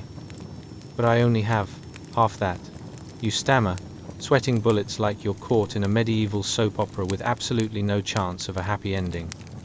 "Oh, well," he chuckles dryly, as if mocking your unending struggle. "Just get more. It's not rocket science, it's just farming." You want to remind him that rocket science is, in fact, significantly easier than growing barley when you're one bad squirrel mishap away from a full-blown disaster. But alas, words fail you, as does the distinct smell of hard work and the promise of hunger looming in the background. If only he could understand that counting those eggs feels as daunting as trying to balance a dozen loaded catapults while riding a unicycle, or was it a medieval horse? Either way, your fate hangs in the balance as you wonder whether the local chicken might finally take pity and lay you a dozen magic corporate eggs to solve your woes. Now, where do these eggs come from, you ask? Well, dear listener, only the finest hens in the land, and by that, I mean the only hens you could catch before the neighbor's dog decided it was time for a chicken buffet. Those clucking divas are basically the royal family of the barnyard, complete with a diva attitude that makes them far less generous than your average human being. Still, the reeve, scratching his head like an outdated software update, peers down his nose at you, perhaps debating the merits of pegging you as a lost cause or a charity case. This man has zero time for your creative excuses, which you fantasize could involve some sultry tale of glorious battles, with roving bands of rogue chickens appropriating your grain stores, and somehow ending in a moral victory for you, preferably with a sizable reward of eggs returned. And that's when it hits you, this is your life now. You're trapped in a comedy of errors, overseen by a reeve whose very existence seems to be dedicated to making you question all your choices. You stand there, the walls of that mud and straw abode closing in like a medieval sitcom that just reached its 4th season, with no signs of a plot twist. Asterisk, asterisk. But imagine the dinner conversation after a long day of toe-to-toe repartee with our friend, the reeve. Well, my dear wife, you'd begin. Today I learned, if you scramble an egg in front of the reeve, there's a 50/50 chance it becomes food for the family, or an asset in your very own medieval audit. Fun times, asterisk asterisk. So here you are, dear listener, surrounded by the clucking chaos of your life, dreaming of barley, eggs, and possibly plotting your escape to anywhere that has a thin crust of comfort, perhaps even a touch of modern convenience. As you lay down tonight, may you rest well knowing that while your life as a peasant was not enviable, it certainly provided tales richer than the finest ale brewed in the Lord's castle. Drift off now, and let your worries float away like those ill-fated eggs, perhaps to be scrambled into a soothing dreamscape of better choices and happier chickens. Asterisk asterisk, Chapter 25. Sweating it out, a peasant's fever dream in 1350 AD asterisk asterisk. Hey friends, welcome back to the realm of mildly interesting history, where the facts are as comforting as a warm blanket, and the humor is as dry as unbuttered toast. Tonight, we're diving into a cozy corner of the Middle Ages specifically. A medieval peasant hut that has seen better days, much like that sweater you can't bear to throw away, no matter how many holes it has. Prepare yourself, tonight's setting is hotter than a blacksmith's forge in July. Picture this. You're nestling under rough, heavy wool blankets thick enough to suffocate a stubborn goat, trapped in the only abode that seems to be simultaneously freezing and on fire. Your only company, a fever dancing through your body like it just discovered a new TikTok trend. Imagine, for a moment, being enveloped in a world where modern medicine is as alien as a UFO sighting at a Renaissance fair. Ever wondered what your day would look like if you woke up with a fever in 1350, and the only doctor available is a man sporting a massive beard and a slight resemblance to a rabid raccoon? Let's step into your make-believe shoes as we plop down into that smoky hut. The air is laden with a musty mixture of herbs, sweat, and what could only be described as medieval musk. The room is dimly lit, mainly because the idea of light bulbs has not yet crossed anyone's mind, and the sole source of illumination, a flickering torch, casts shadows that leap and frolic like happy little impromptu dancers. Now, let's touch on the reason you're here, laying under these oddly comforting wool blankets. Your fever. It grips you like an overly enthusiastic hug from an old uncle who thinks personal space is a concept best left to nobles. Sweat pours down your forehead like medieval stocks at a local market, plentiful, unyielding, and doing absolutely nothing to improve your situation. You wish for relief, for cool breezes, for anything resembling modern comforts. But alas, this is 1350 AD, and your only options are an assortment of herbs that might as well have been acquired through a mystic encounter with a gopher. In medieval life, the nearest doctor is probably wandering around with a satchel of dubious herbs and a wealth of information that sounds suspiciously like something they overheard in a bar. Ah yes, just chew on some dried yarrow. It will make your fever go away, they say, with the utmost confidence while you contemplate the irony of your impending doom. You'd much rather sip a cold smoothie from that new cafe down the street while reclining in a chair that isn't covered in hay. But as you sweat it out, consider the process behind healing in such times. You're just times, one of many times, peasants accumulating a personal collection of ailments. The man next door is coughing out phlegm that could active duty as a medieval catapult loader. To your other side, an elderly neighbor is convinced that if she complains about her knees loudly enough, the local priests will surely intervene with magical chants. And then there's the lad down the way, convinced he can outlive a plague by breathing only through his ears. Because logic, right? As the fever drags you closer to what might be an even worse reality, a life without the magic of Grubhub or Netflix, you can't help but wonder about the remedies of the time. Let's talk herbal medicine. While you lay back, you consider those quaint little cures. You can already hear your mother scolding you for questioning the healing powers of old willow bark while nearby. Some lucky peasant swears by the efficacy of a moldy piece of bread. It's like a fine wine, they assure you, echoed by your stomach screaming, "No, thank you." Many peasants survived through sheer, unyielding tenacity. Perhaps it was that spirit that urged you to hold on to hope like it's the last piece of bread at a banquet. After all, what was the alternative? Plunging into the depths of despair, wondering about how you could have possibly avoided heating your hut with the latest in medieval technology and open flame. Truly, that was the pinnacle of decision-making in 1350. You could even picture the debate. Let's see. Would I rather roast the only thing keeping me warm, or risk losing my eyebrows? Decisions, decisions. Ah, but life is not without its monotony in this medieval theatre. The sound of livestock is louder than your mother-in-law's opinion at dinner. Chickens cluck like they're commenting on your fever dreams, while the occasional piglet squeals in support, probably wondering why there are no snacks involved. All that clucking feels like it's driving you mad, but somehow, a spark of joy emerges at the thought of how ridiculous yet relatable your life is, even amongst these rustic hardships. Meanwhile, as you lay there, your body awash in discomfort, your thoughts drift to things mundane yet endearingly absurd, like, if I make it through this fever, do I get a ticket to the next village feast, or am I doomed to be a perennial sideline character in my own life story? It's all comically tragic when viewed through a modern lens, isn't it? And just when you think you can't take it anymore, the fever hits its peak. There's a moment of clarity, an ephemeral hope. The herbs, perhaps they contain the wisdom of ages. Or not. Ultimately, you can only surrender yourself to the whims of fate, much like that one time you chose to ride without a helmet. As you drift in and out of consciousness, counting down the moments till the simple pleasure of soup is back on your menu, you can't help but chuckle to yourself. At least you're living times, the times medieval experience, fever and all. After all, you may be on the edge of existence, but at least you've managed to accumulate a treasure trove of tales that would make even the local bard raise an eyebrow in intrigue. So, let your imagination wander, dear listener. Because while life as a medieval peasant is riddled with hardships, it's brimming with intrigue. And you, my friend, are right in the midst of it all. Rest now, and know that tomorrow brings a new adventure you might just want to lay off the moldy bread.